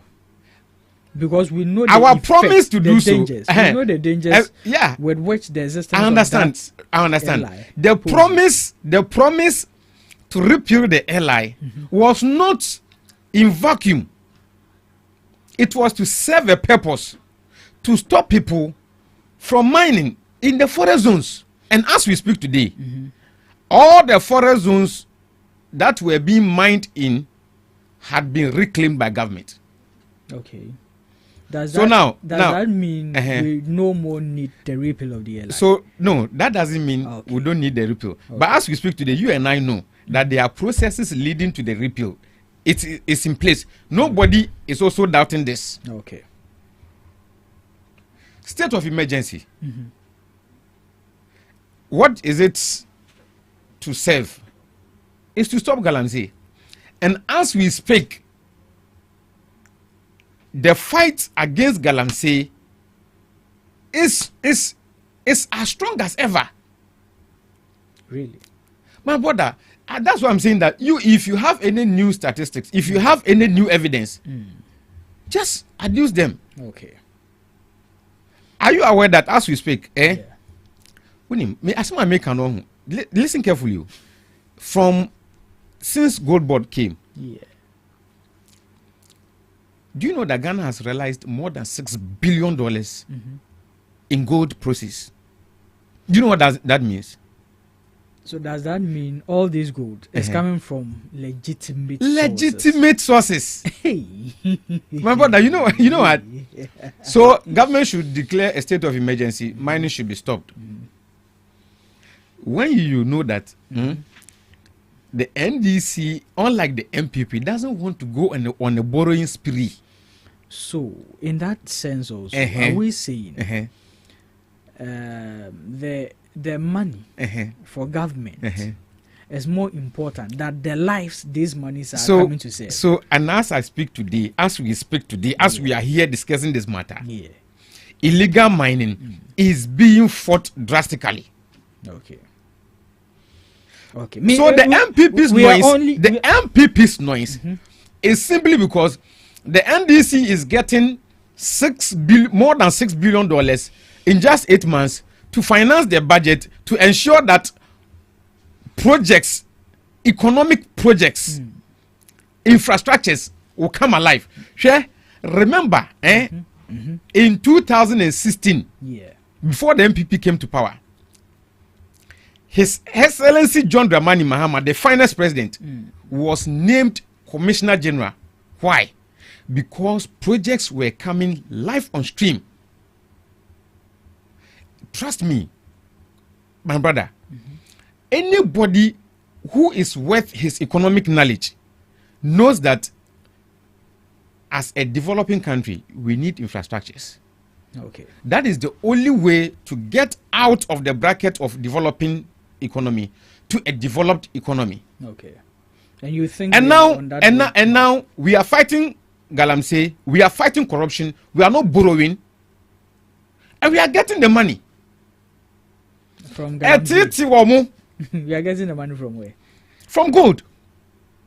From legal mining. Okay. You know why this whole thing is still my brother, it is the same. It's nothing than this. Are you sure? So, but you know today there are people in front of the Flagstaff House protesting as we are speaking here. Yes, now, there are people there protesting. For what? For government to fight Galamsey, to stop Galamsey. So they should go. You see, I want the Ghanaian people to understand something. the day they will know their real enemy, the real enemy of Ghana, the MPP will cease. They will cease to exist. Why?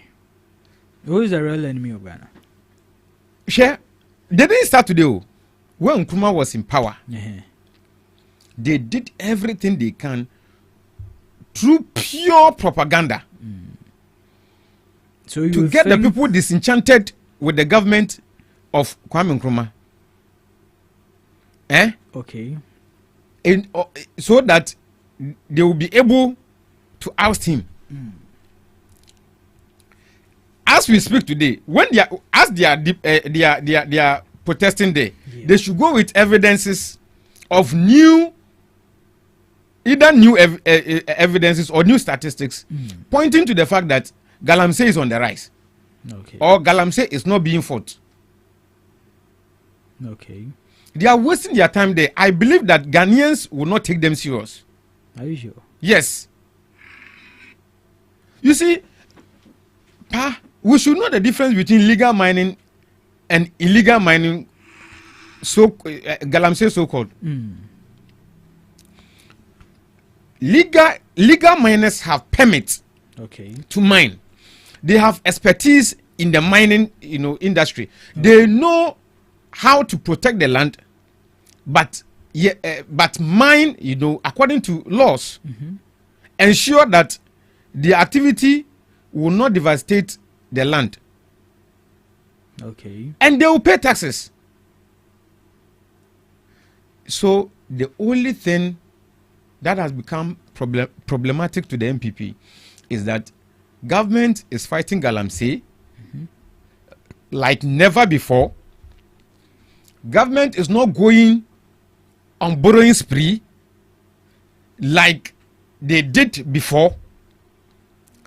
Government is fighting corruption unlike them. That institutionalized corruption.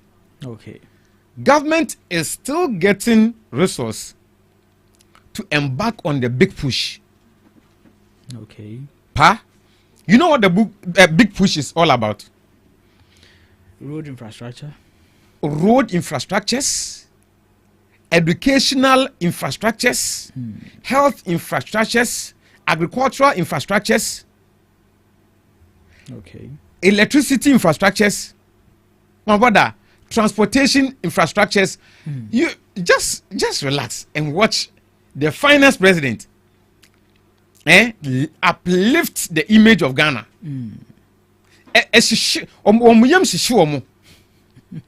Because when the government of the NDC is able to embark on all these, it is near to saying that MPP will not exist again. Really? Of course.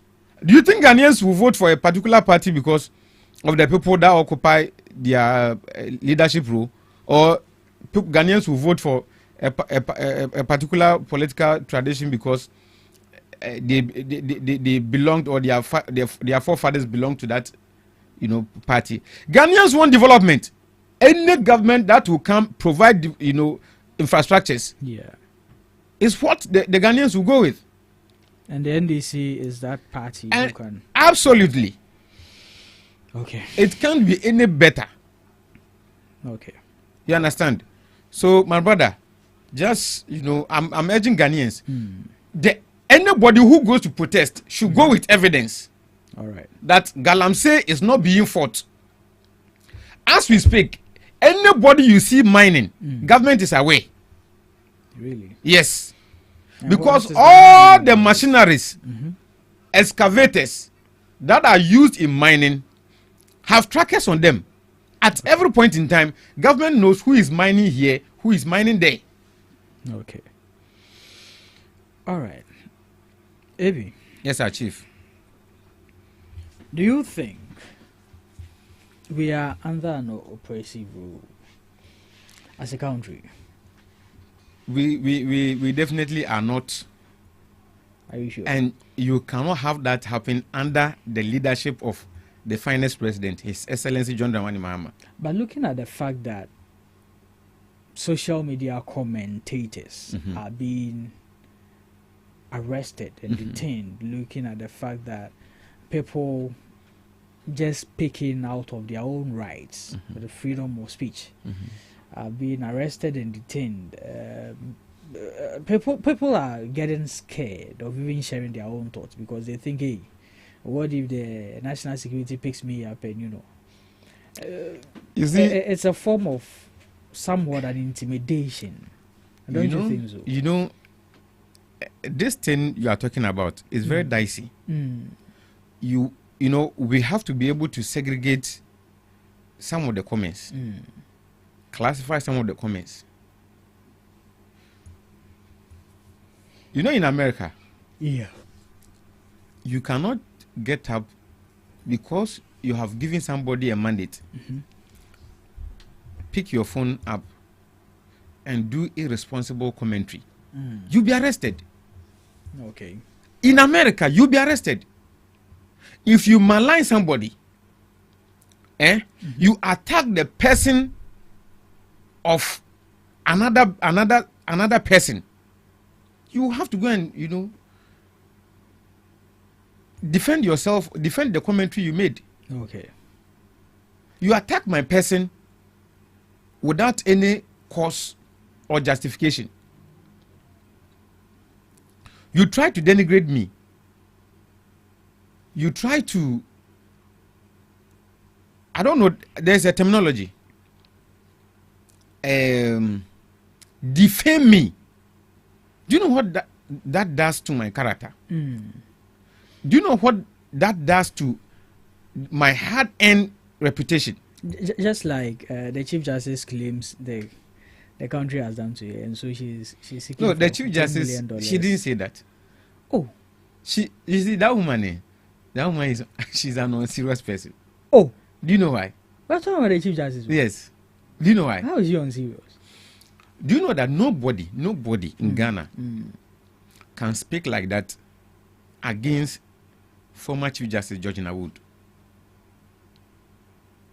Because we didn't make allegations against her. Because you couldn't have made any allegations against her. She excelled in her field, administered the laws of Ghana. But this one too administered. There were times that cases which should have taken like, let's say 2 weeks or something. There were times that today you can bring it, and today you get your judgment. Yes, when it has to do with the interest of her appointing authority, she will do that for you. Are you sure? But you see, the separation of powers, okay? It's okay. So let me not sway you from what you were saying. But it's also important. This woman should keep quiet. She should shut up. She should go and rest. I don't know why she's still in the media. Do you know that she is further derailing everything she had done, the little positive things she has done? Because nobody will have the laxity of time to go and be recounting some of the things she had done under her stewardship. I have never heard that. Look, you see, sometimes you have to be guided. Okay, you have to attach some modicum of decorum to the things you say. She said the procedure was not proper and that her husband was not allowed to be part of the committee sitting. Her husband, the place, the venue was an uncomfortable ground for her because of past, history. I think all these things even amount to what Salam Mustafa is saying. And that she was not allowed to cross-examine the petitioners. Hey, all this is oppression to her. So you wonder how this woman was made the Chief Justice. The overall body overseeing the application and implementation of the Constitution. Their boss, their former boss, is speaking like this. A woman supervised an election in this country. a certain woman by name the easy electoral commissioner. I don't know. What's it? Jane Mensah. Ah, okay. You don't know, pa. You don't know. This woman, Jane Mensah, supervised an election in this country in 2020 elections. She came out with the presidential elections results. The first result, when you compute everything, it was more than 100%. The thing, that result was on their platform. Then people started raising eyebrows that when you compute all these things, it's more than 100%. Oh, it was a mistake. She went back, brought another one. It was less than 100%. Oh yes, sir, more than 5 times. And this idea didn't call court. Apparently, the MPP said they don't have the full complement of the results. MPPO. Then this is said, okay, we are also not having the full, complement of the results. Yeah. So you, the body who supervise the elections, who should have the records, who we have spent our money to train your workers, we have fed them, we have paid them, bring the results. This Chief Justice said that she will not allow the electoral commissioner who supervised the elections to be cross-examined. Today she wants to cross-examine the petitioners who petitioned against her or who petitioned for her to be removed. My brother, are we not too patient as a people? Well, what should we have done? In other jurisdictions, this woman has to go to jail. She has to serve a jail term. All in all, she is not discounting or refuting the claim that constitutionally she had the privilege to travel for a holiday on public purse. She is not refuting that she made her husband embark on that trip instead of her. Now, and she ended up paying her husband per diem from state coffers. But this is just if she had been the one to go, that's the same treatment she would have gotten. So and she would just replace me. The per diem, according to law, are specific for certain state officials. It's specific. Her husband is not the Chief Justice, but he was going in the stead of her, and so he has to be paid per diem. No, the law doesn't say that. Oh, why? And instead of the committee coming out to say that that is thievery, they said it's misbehavior. No problem, we admit it's misbehavior. Pa, do you know that when you go to someone prison, if I know that if they are listening to me now, I may say the day I become the president of Ghana, within a matter of 6 months, I will evacuate all the prisoners in Ghana. The prisons in Ghana. Yes, I will evacuate all the prisons in Ghana. Some people are in prison for stealing a sucker of plantain. Some people are in prison for pickpocketing. Petty thefts are in prison. And the sanction to get them in prison are uttered by this same Chief Justice and other courts, justices of the courts. Today, you have committed this. This is theft. Somebody who doesn't deserve a per diem. You ensured or make sure he's giving per diem. Okay. And because you are the Chief Justice, this doesn't warrant my sack. You should have resigned. The woman should keep quiet, for God's sake. Anyways, the reason why I asked you that question of if we are under any oppressor's rule is because Salam Mustafa is calling on the NPP especially to fight against the oppressors' rule that is meted out to them in the country by the current president and his administration. You see, when I hear this coming from, why is your party doing that? When I hear this from when I hear this coming from an MPP person, I just laugh, and it tells me they didn't know why they are in opposition. Oh yes, the MPP is an unserious party. Today it seems everyone is unserious to you. My brother. Jen Mensa is on somebody serious. Gertrude is on serious. You know somebody who claimed he was a lawyer, and eventually he begged Ghanaians, Ghana, please vote for me, accept me. People are saying I'm short. It's not about my height. Oh please. You see, people say I do this, I do that. Eventually we gave him power. He dealt with us, and later insulted us that he didn't force us to vote for him. Now, during his time, he said he had repealed the criminal libel law. And that means the, decriminalization of free speech. Okay. Now, then under his watch, not only the opposition, but ordinary Ghanaians suffered so much for speaking. Sometimes people who spoke with facts were not forgiven. I mean, what is Salam saying? Wasn't he here in Ghana when somebody like Captain Smart,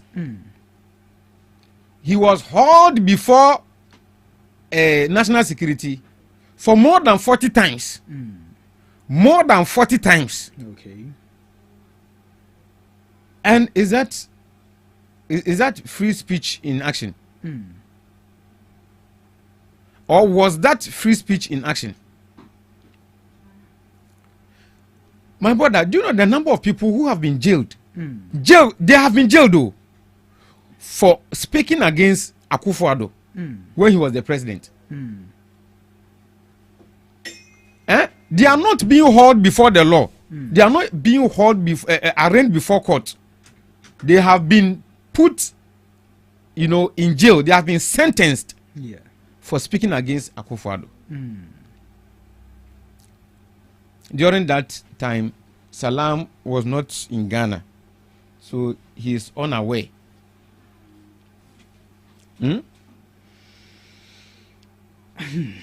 Look, Oliver Baka.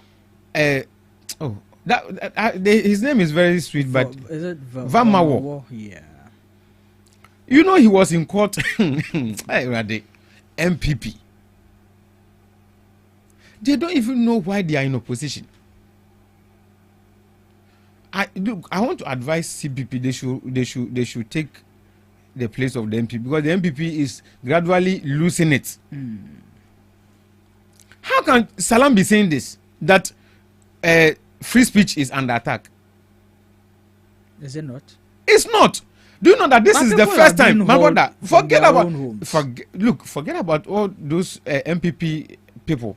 Do you know that this is the first time the police institution is becoming independent? Really? I pray it continues like that. The police arrested Abronye.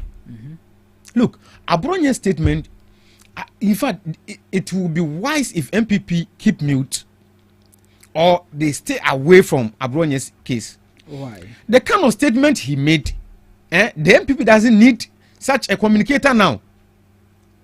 You are insulting the IGP, fine. But impugning criminality on the whole police service, a service, okay, that is serious enough. Okay, you have to go to court and explain. Okay. Look, forget about you insulting the finance president. In fact, in your family, there can never be somebody like his children, even his last born. Abronye's family can never have somebody in their family close to the least person in Jomame's family. Forget about that. Forget about the invectives you spewed against the IGP, whom I know you can never have anybody in your family like him.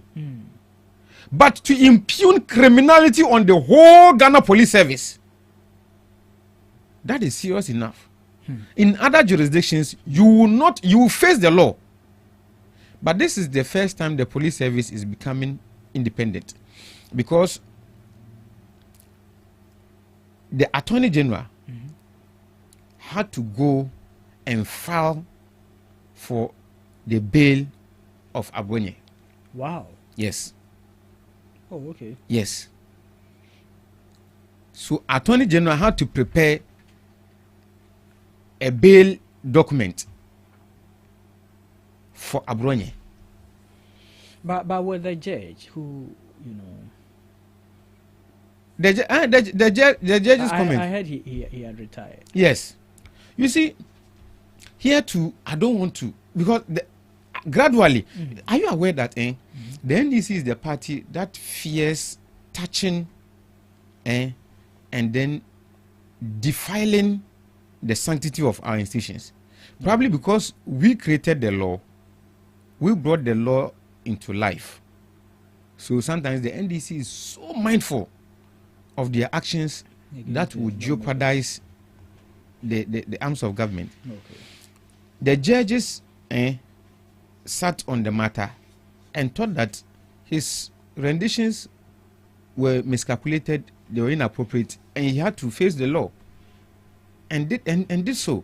But this is the case where the Attorney General thought that that's the central government, thinking that but Abonye's statement, no matter how bad it was, it shouldn't warrant some of these, judgments. Yes, so they filed for his bail. You understand? So, my brother, the MPP should know better. Once before they lost the elections, former member of parliament for Tafo, what's his name? He was former speaker, former majority leader, Chairman Sabonsu. Yeah. He said that before the elections of 2024, he said that if MPP loses that election, the MPP should be prepared to stay in opposition for 12 years. He made that statement, clearly. He was emphatic. Do you think that is going to happen? Now, they know that. The MPP knows that. Yes.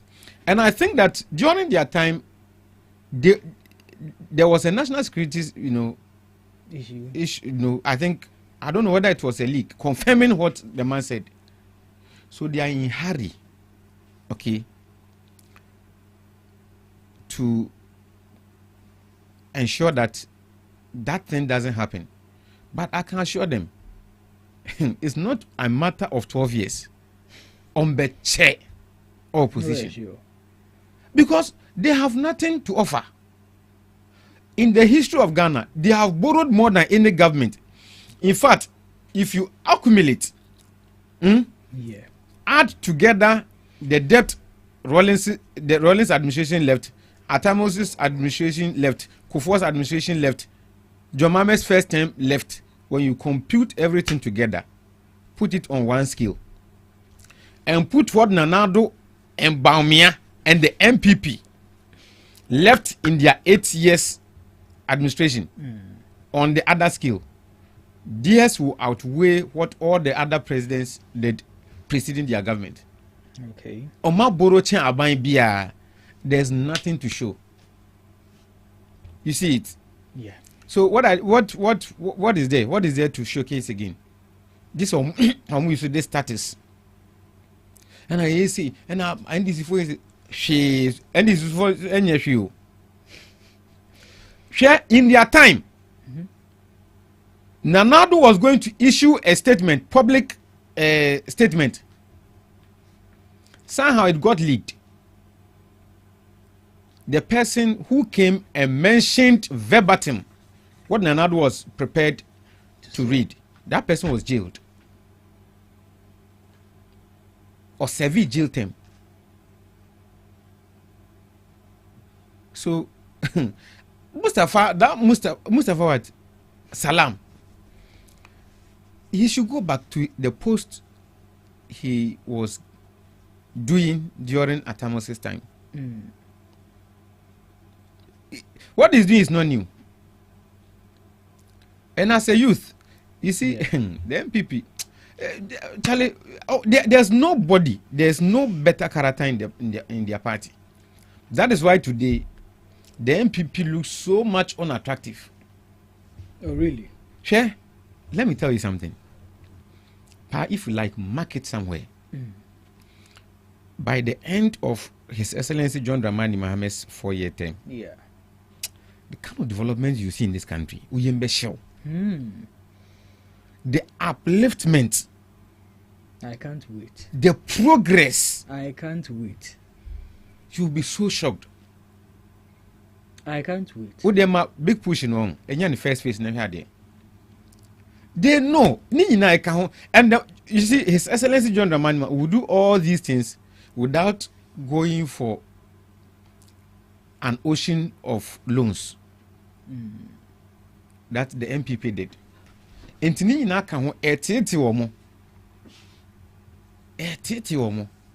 But they should be rest assured. Although they are the oldest, they are one of the oldest political traditions, the NDC has the keys to unlocking developments for the people of Ghana. She major infrastructure be who Ghana has say. You find say since independence 1957. Okay. Kopim 2024 IMPP last year ya omufri abamo. Say we Kwame Nkrumah project everywhere Ghana will collapse. Ghana will go back to the Stone Age. So what do you need to be shame? Na we John Mahama de Frimua, Ghana will collapse. For sure. Yes. Ghana will collapse. Atuabo gas plant. We Frimua, Ghana will collapse. A fence and circle interchange. We Frimua, Ghana be bleedy. Legon Hospital. Medical center. UGMC. Look at it. She Rich Hospital. She Kotokraba Market. She KGT Market. She Kumasi Airport. That's Terminal 3. Terminal 3. My main cousin Minjro. What do you say? President Akufo-Addo Abamuno. Melanie Trump yere ba Ghana ha say. Some no mu yede and ya free education. Ya say. What do you buy? What do you see? Then you see. Catch me. Donald Trump yere ba no and nobody no quarter Terminal 3. Okay. And so mo Ghana no make progress. Now my man say, wow, is this Ghana? Yes. No, so yes, this is Ghana. You know, hey. Some no Terminal 3 one is here. Oh yeah, when maybe I didn't quite. And I'm driving now straight to Rich Hospital. Wow, this is a modern hospital. Mamina Kasan Niji. We are no didn't quite Flagstaff House. Didi Fufu ni a year Naja. Mamina says a Ghana economy. Okay. That is the share. Messi Sadiani the MPP Nibi Baku. Seven predators are adwin any nyansan di bu man ema man no tumpon eji sen DC. Just imagine Melanie Trump buy ordinako Terminal 3 wakọ kire no the way a honum tie oho kese oho ne fe oho modern the way omo siesie ho a obi wonu se sa Terminal 3 no obi aba na oka ho asem Nigeria for ye bia no Nigeria for they took pictures and they were speaking against their own government that into Ghana small Ghana kitty say crown share airport more and now do dini free airport straight to Rich Hospital. Quite no ho when in Ghana no. Yes. The first day I'm a wura Rich Hospital, new you know. I meet him. Watchman is what I know he did this. I'm me who be that. Hey, but when he says seriously, when he says when he continue, when he say yeah. Salmon ye be in Vana Rich Hospital CC no say ye blindfold. Near would you know to come when you do could one be on ya. Ubekas winning Ghana. One casa winning. When you say Salmon or say na do hospital kwa na ahana wa hu awere dizi. Watchman na catch me. Say question do hospital. Watchman no NDC communicator. Onye NDC no obi away watchman. Me the day or Rich Hospital oh na see we dey is question do hospital. Hey, me say wow. And MPP for ankasa tina TV ampa Legon Medical UGMC hospital there oh Charlie a son a modern. Oh yeah, UGMC there. Oh say West Africa nyina a second. Masa share oh no I no crawl mu wie faces ni. Oh mu wie faces no. So mu wie ni nyina. Ah chama. Share so Ghanaians yenka akoma nto yeyem. Se NDC wa bamu a niema sesan. NDC wa bamu a yeye bibia de akoma pa eneye. Okay. Share Kejetia market. Modern hospital offense marketer apart from market places no. Yeah. Your school eshem. Yes we oba na wo akwala ketua bia. Yeah. I was supposed to be Jan Wofie Nisa. Okwa, what do you call? Upon and upon free school, I bet now in Makofi. You see, Mr. Papa, not be Mrs. Your Mama, mid the whole West, the whole world. Say, country be a Benya president to say John Mahama. I swear. Charlie, the transformation. Massa, I do be all you be out to say, I dreaming yes, second interchange.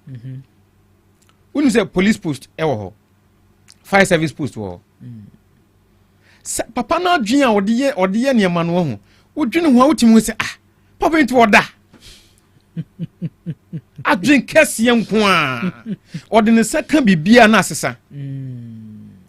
I'm praying, but minimum saying this for the sanity. So what I say, though His Excellency John Dramani will do so. Ukraine is obedient, but NDC de on Crawford or more dream party so. Okay. So what I say. So MPP among come up to a 20 years, 30 years, do and check. 50 years, crab do and check. Catawanitin do ho. Okay. I won't prepare. All right. Say party. If I do 20 years, 30 years from now, I won't prepare ye. Omo hu see no enye peyo omo ntwa with the 50 years omo come at least omo sample for na omo dwanwan say Kenya Japan omo antimi ambe ya omo ma betima beye presidents ni bi nti omo come ntimi. All right Epi. Yes sir. Thank you. I've really enjoyed your submissions on these ones. We are still hoping to get Dennis join us. Razak unfortunately can't make it today. Yes, but let's see if we can get Dennis to join us. But as we are waiting for Dennis, you know Imani. Yeah, Imani. Yeah. They are one of the bodies we have who actually they are more of a social activist body. Yeah. Yeah, they are independent in that's what they call themselves. They are independent social activists. Yeah. And they mostly conduct these surveys to know where the country is heading towards particular sections of governance and all. And recently, one of the things they come out with from their reports is that the goodwill of the NDC is rapidly dying down. According to Imani, the NDC started on a very good note. The entire nation was behind them and in support of all they were doing. But for now, the people, the citizens are losing that faith in the party, in the president, and in his governance. What do you think is contributing to this particular effect? Okay, first of all, I think the survey they were relying on was from Pulse. Okay. There's an entity like that. Okay, Pulse. Pulse is rather a media platform. Yes. So they did the poll. The polls. Oh, really? They did the search, and Imani was, I think, speaking to it. Oh, really? Yeah. You see, me, I don't want to say Imani is doing it for political reasons. So I know Imani is a very, upright institution. They have done a whole lot for this country. They have advocated severally for, for good things to happen as a nation, for us to be able to make the most out of the resources, the people we have. In fact, the advocacy has gone far to helping shape our politics, our democracy, So this call, I think, is a good call. Okay. But my reservations are that when you look at the issues they referred to, one has to do with the sack of the Chief Justice. Now, they should know it wasn't an easy decision. And His Excellency John Dramani Mahama has his hand tied by the Constitution. Because all the modalities, all the steps that must be taken to get a Chief Justice out were taken. Okay. No part of the law was infracted upon. Okay. There was no infraction, on the law that got the Chief Justice out. You understand? Yeah. Now, and we should also know that the Constitution says that the outcome of the committee is something the president cannot do anything about. Okay. Whether he likes it or he doesn't like it, he must implement the content of the recommendations the committee gives. Okay. So his hands were tied. I know that if he had this, if he had the chance, he would have done something otherwise. Okay. Okay, so, and another one has to do with the fight against Galamsey. Yeah. Okay. You see, sometimes the NDC, we have to also be careful about our communication, strategy. For me, I had a leak that the MPP will make Galamsey a topical issue.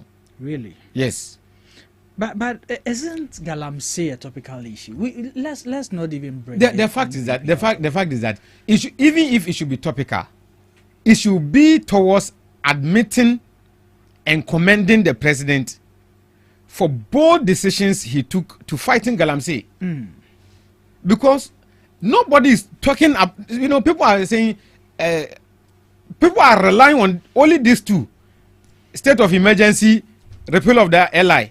And the fact of the matter is that the repeal, no matter how important it is, the essence of it has been solved.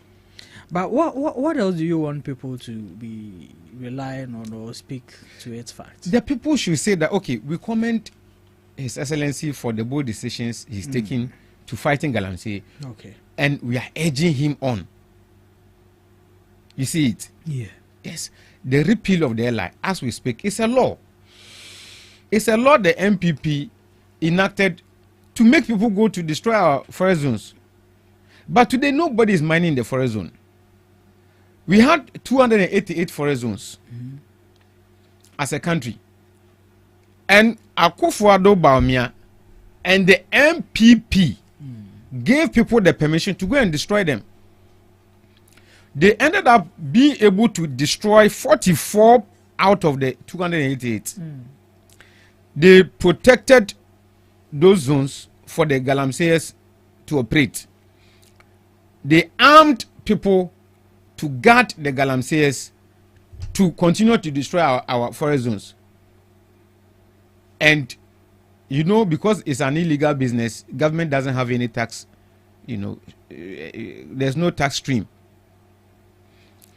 Now, when His Excellency John Dramani Mahama came, he seized all those 44, brought it into the remit of the government, the central government.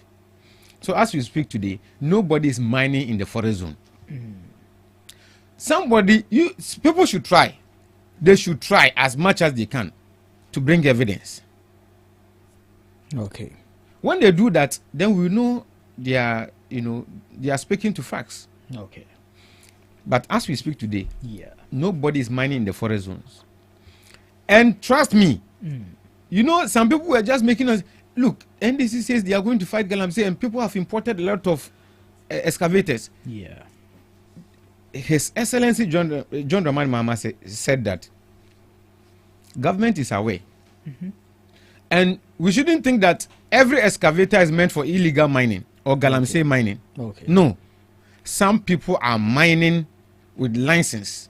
Some people are mining responsibly. Some people are even using it for construction. Yeah. And he has assured the Ghanaians, and we all know that every excavator is being tracked.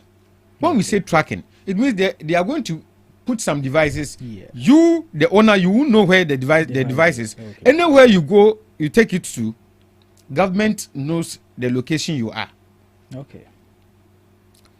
People, you see, the MPP know. They know that government is fighting this thing.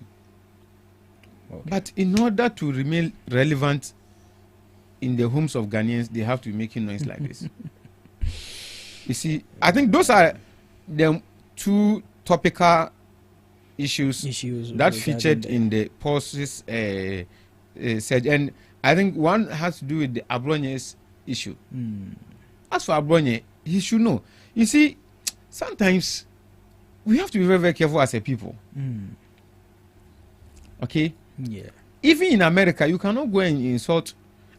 Do you know that as we speak, when you insult Donald Trump, you'll be arrested? Yeah. And some arrests have been effected to that effect. So, what is different here? You see, the only difference the only different thing we are witnessing under His Excellency John Dramani Mahama is that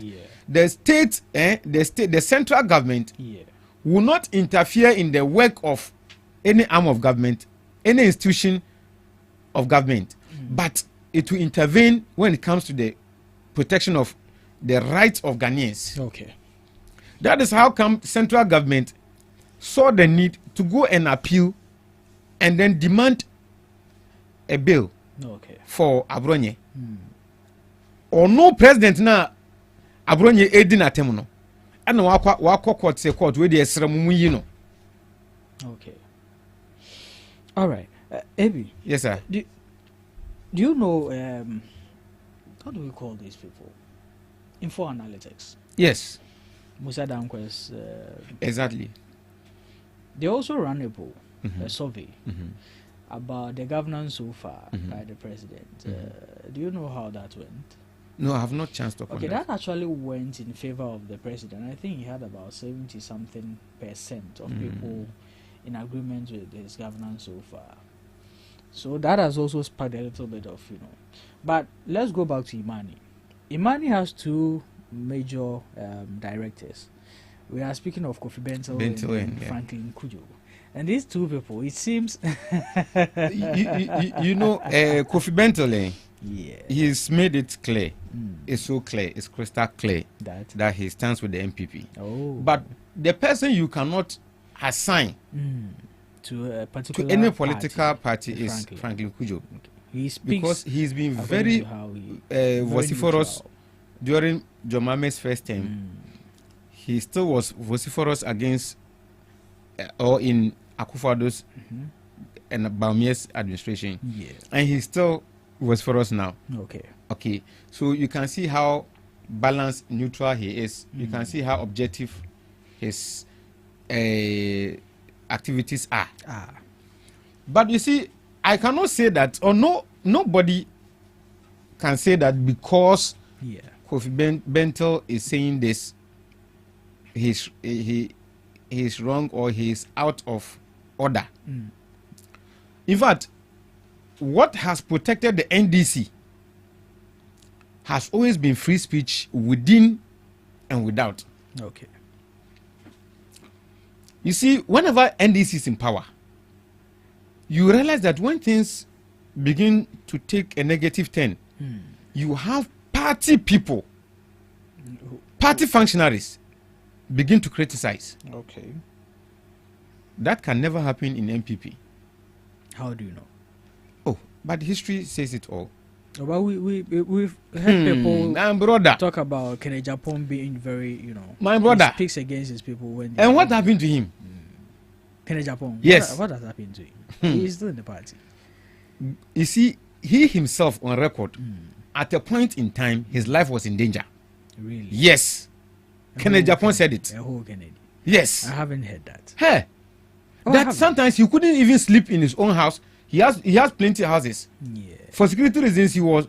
My brother, I said I'll get you the video. Look, he's not alone. Oh, say the political maestro in Ghana is President Kufuor. You criticize him, he will deal with you in a very gentle manner.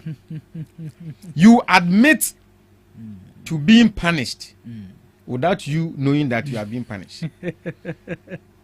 You know, they used to have a general secretary during Kufuor's time. Papa Emefiele, he's a very gentle man. When he was the secretary, he started criticizing President Kufuor. President Kufuor said, okay, with the Beji ministerial position, or Beji 1 year, President Kufuor said, Jinadi. Some no master general secretary. Or very redundant in the party. Oh, President Kufuor, Mr. Nyansa, political Nyansa, dear, untimin to know. You see, by in the NDC, you criticize still remain a very important part of the party. You understand? Yeah.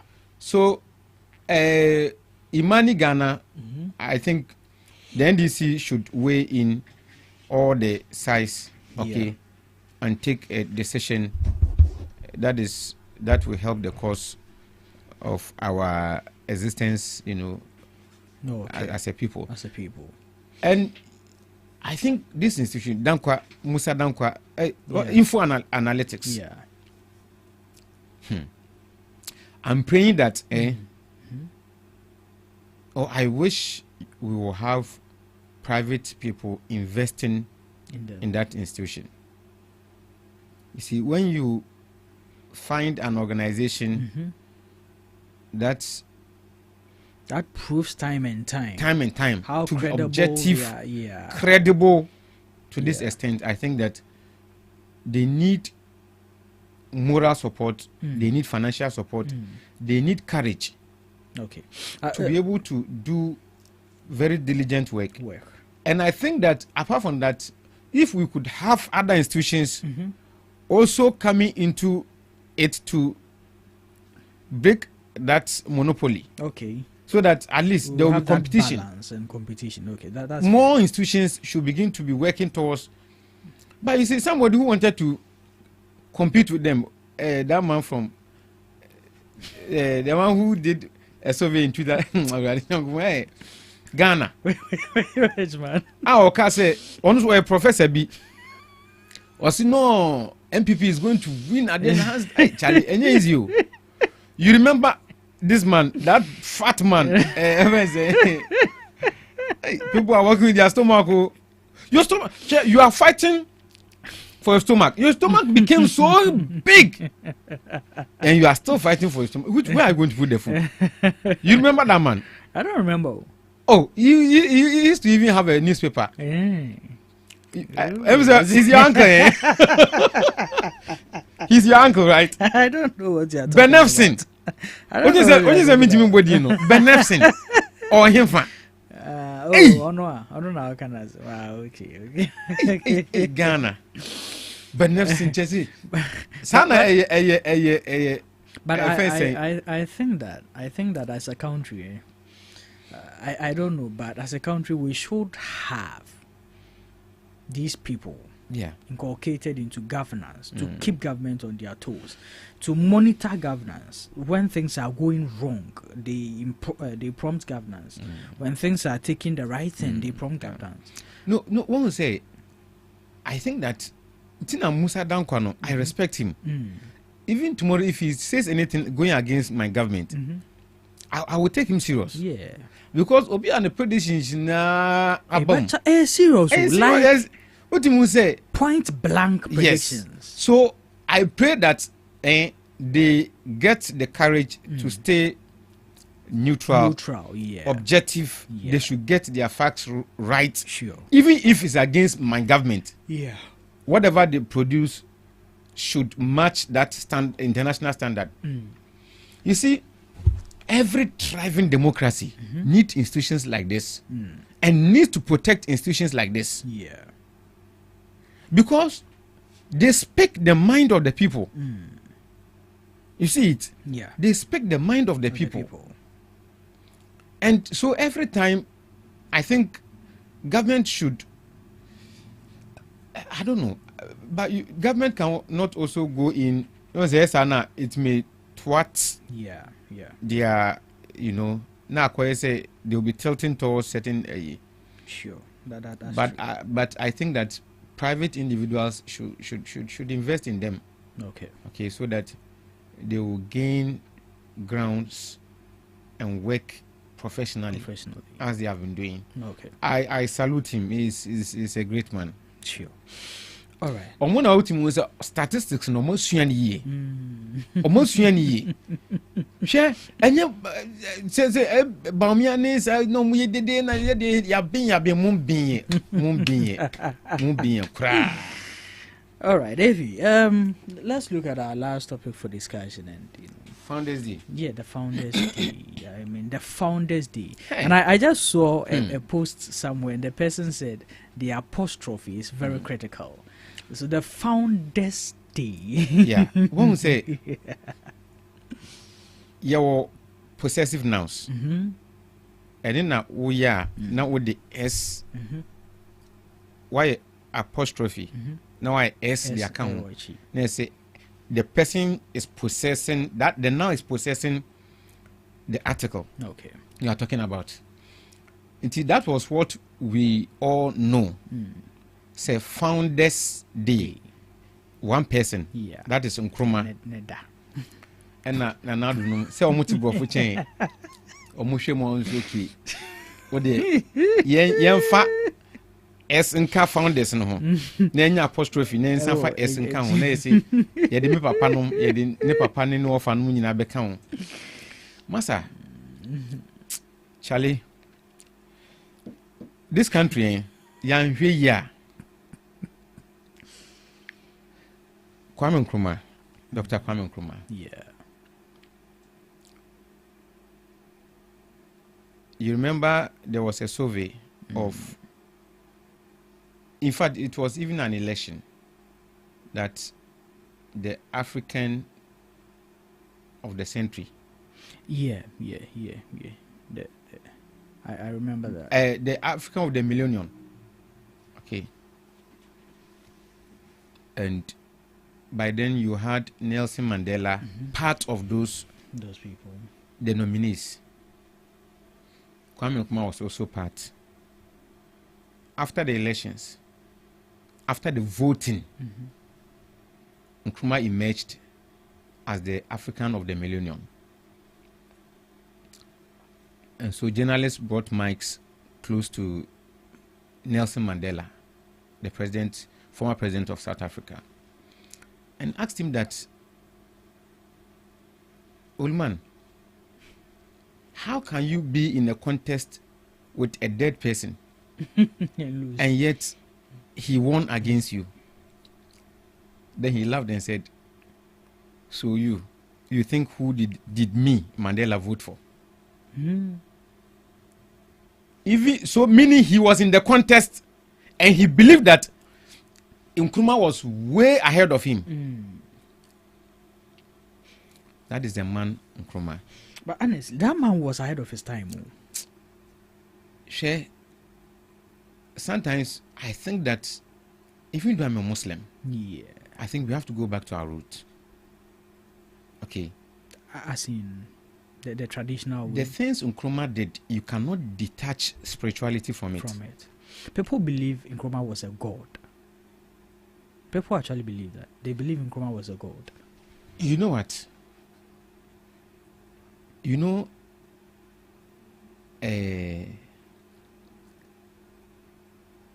this Tema oil refinery. Yeah.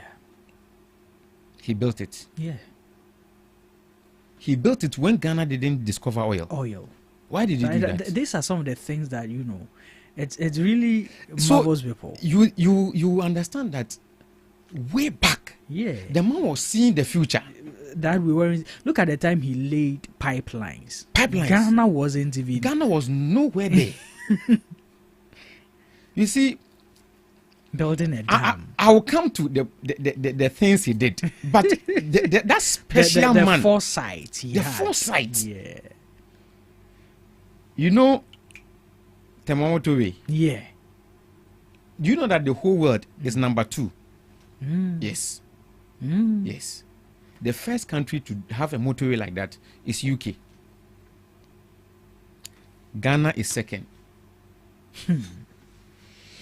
When they were constructing the power dams, Akozumbo Dam, the capacity Ghanaians needed at that time was a little above 600 megawatts. Nkrumah told them, look, the economy will be expanding. Why not do it more than 1,000?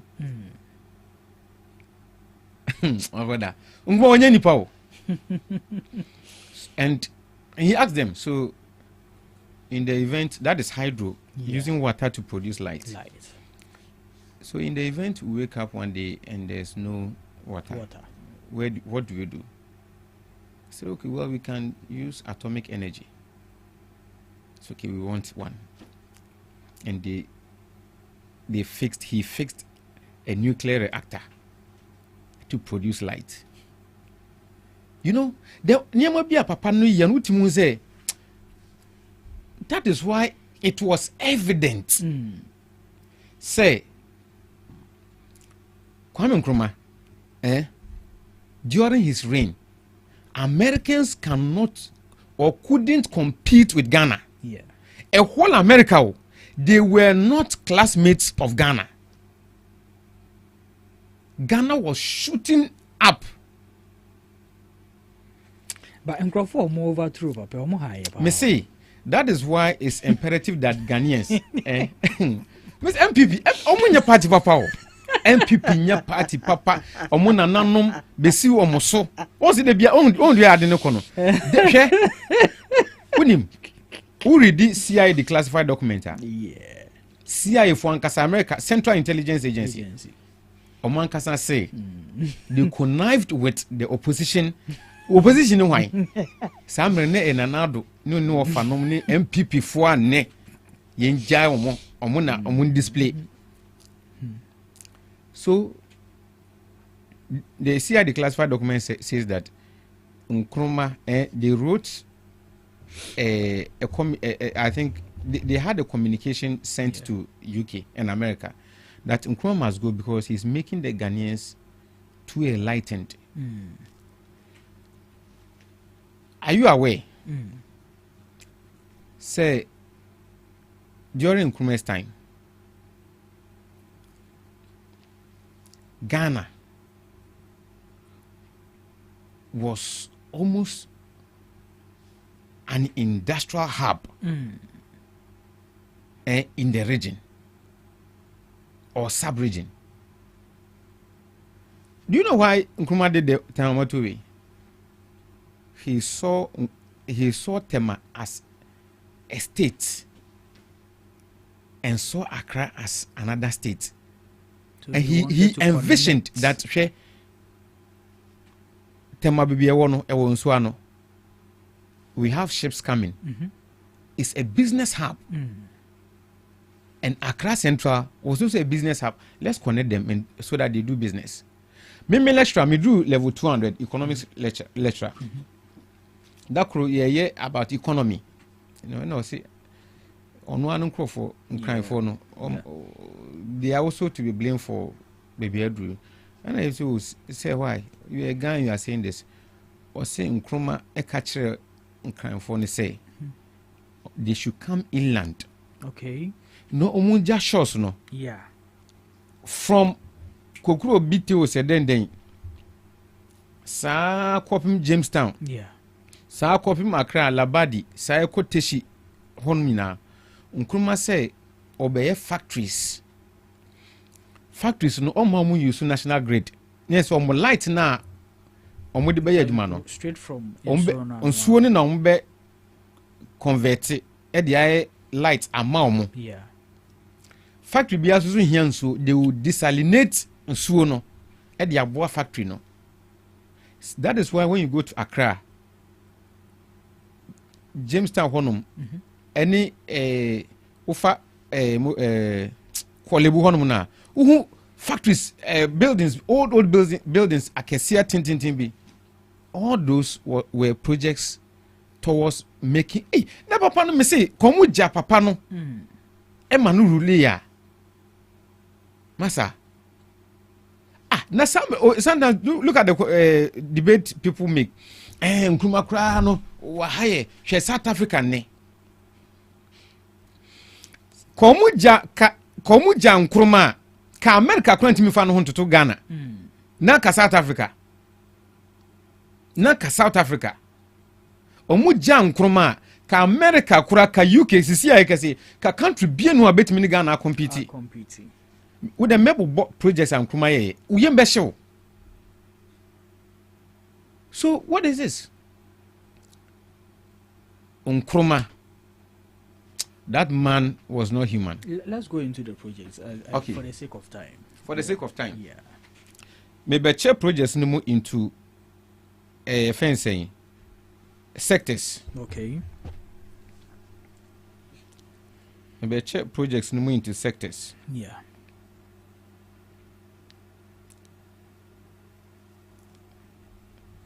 Yemfa education.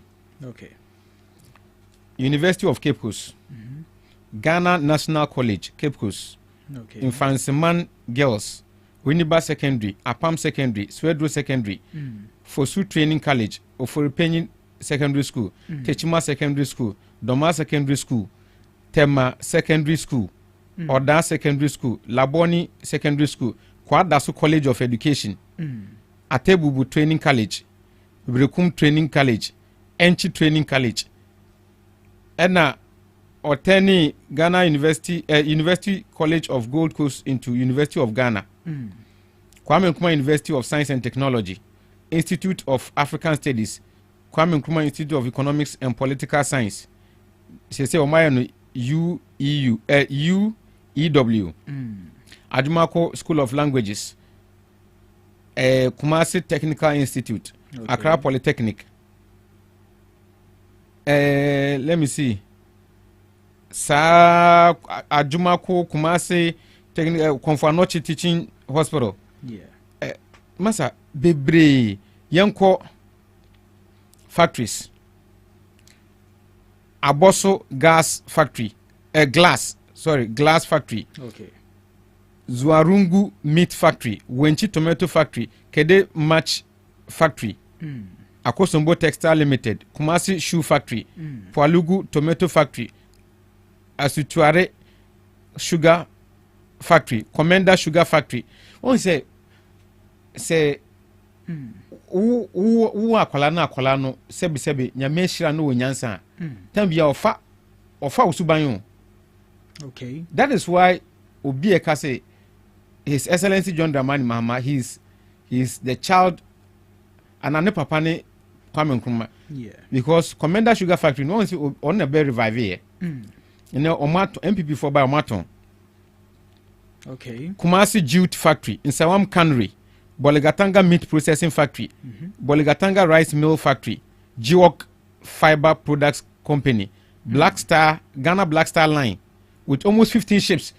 When you say, hey, until ya say more than Kurano, near Papa Nija, I say, Intimia Fufro.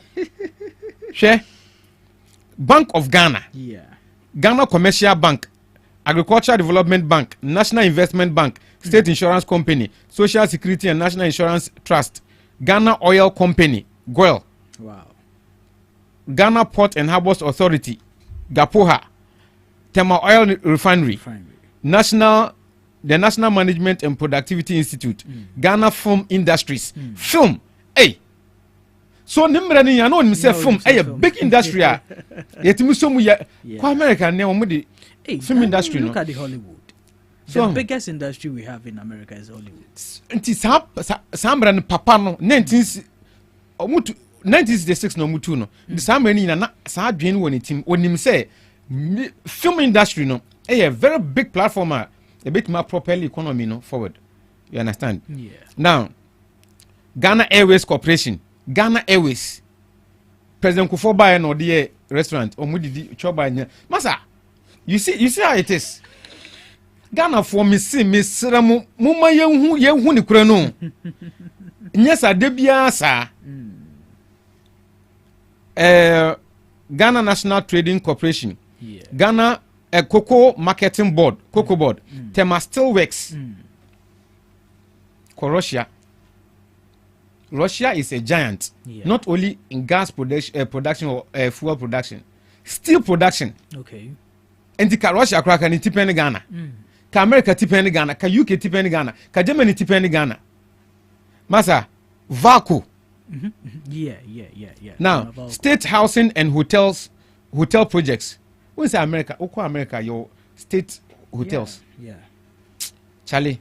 Laboni Estate, Kanda Estate, Osu Ringway. Politicians not funny, not Tony Nadi. Hey!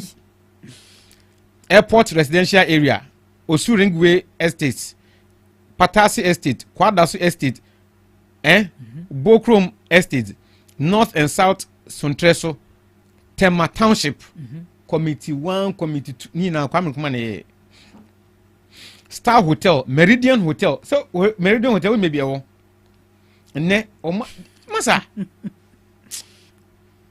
Ambassador Hotel, Continental Hotel, na say Golden Tulip, Atlantic Hotel, City Hotel, masa Peduaso Lodge, Niamani bebre kwa Atomic Reactor Station, Ghana Broadcasting Corporation, Ghana News Agency, and Akosombo Dam, Tema Motorway, Tema Harbor, Adomi Bridge, State Farms. So in a nutshell, you believe that the reversal of the Founders' Day to address just one person, in the person of Nkrumah, is very much deserved and validated. Udeonim meba. Textile printing, textiles, meat processing factories, Boligatanga, sugar, Akosi, sugar factory, another one, Commander, Steelworks, Tema, aluminium, masa, food, yes, in Tuma, Bibia, ne assemble cars kwa ne yawa Ghana ha. Okay. Ne TV, ya assemble TV yawa Ghana, radio. Sa uka kasanuma. Masa, omwa MPP for nananom a mutu hwe Nkrumah ye audio bi okodu gini Conakry no oye audio bi ade ba kwan ya omudi MPP for aya foreign powers no de boa mama mutu aban efri Ghana ha omutu aban free efense amambuo mu wa Ghana ha obobusia dodo omo beba abebo busia chen sa ban na omaboa ma yetu na free so no. And trust me, I'm saying this on record. Every foreign power memfa ho ni America for say UK for memfa ho omo ntwehwe development o. And aban bia beba bia be make sure say Ghana for bedi Ghana so mfaso bia no omumpe o. Omumpe. Hwe Nkrumah ya audio no say mo se me mabokato. No se Ghana for mu bia mani. Mo hwe takrade habo. Yeah. Mo hwe tema motorway. Mo hwe tema habo. Mo hwe car kwan, mo hwe schools, mo hwe hospitals. Ni nyina enye ka o. Eye investment in the future. That she betu an honka. So what you say? That is Nkrumah for you. That is Nkrumah for you. Enti omo amu betu Nkrumah mbese mi bisa say. Sa nkrofo ni nyina no omo nkyere ye. Omo tu Nkrumah free so no. Omo by then omo bitim omo timi beye. Okay. Nia waye nyina me mbobo so ni nyina o. Sa woni me mbobo so nyina. I know. But for the sake of time, you know. Mrenti na yabo kakra bi ewom. Yabo be 30% ewom. Mesra omo baye no. MPP fo na omo tu Nkrumah wiye. Na omo di ahye MPP fo nkwala ni team say Nkrumah de no o bone Nkrumah de say no. Omo baye omo timi beye den. Okay. All right. Thank you, AP. I think I've really enjoyed our one-on-one today. An unofficial one-on-one conversation, yeah. Which we normally do. MPP ni na say obedwane no dwane asosidi. All right. But AP, before we leave the studio, so your last words. Yeah, so me pese me send words of condolence to you again. Sure. So nyame beka ho den a we be ma wo abusuan mu de Nyankopon o nhyira wo. Amen. Na nhyira ne bi nka abusuafo. Amen. Na meda yetiefo nyina ne omo amohwe wo social media so meda obi ase. Sure. Ya menhyira obi a. All right. Sure. I also thank you very much for your time, your dedication, and your encouragement and your education as well. Yeah. You've really enlightened us on all the topics that we've treated today. Much thanks to you. And also thank you to our producers, DJ Q and then DJ Rock. We thank you. Thank you to the ladies who started the show off, set it off to a very good tone. And yes, we will end here, but we'll come your way same time tomorrow. It's a holiday. I know you are going to chill and enjoy. Have fun. Charlie, life is so short. Have fun. The DJs will be coming your way with some succulent music. Enjoy.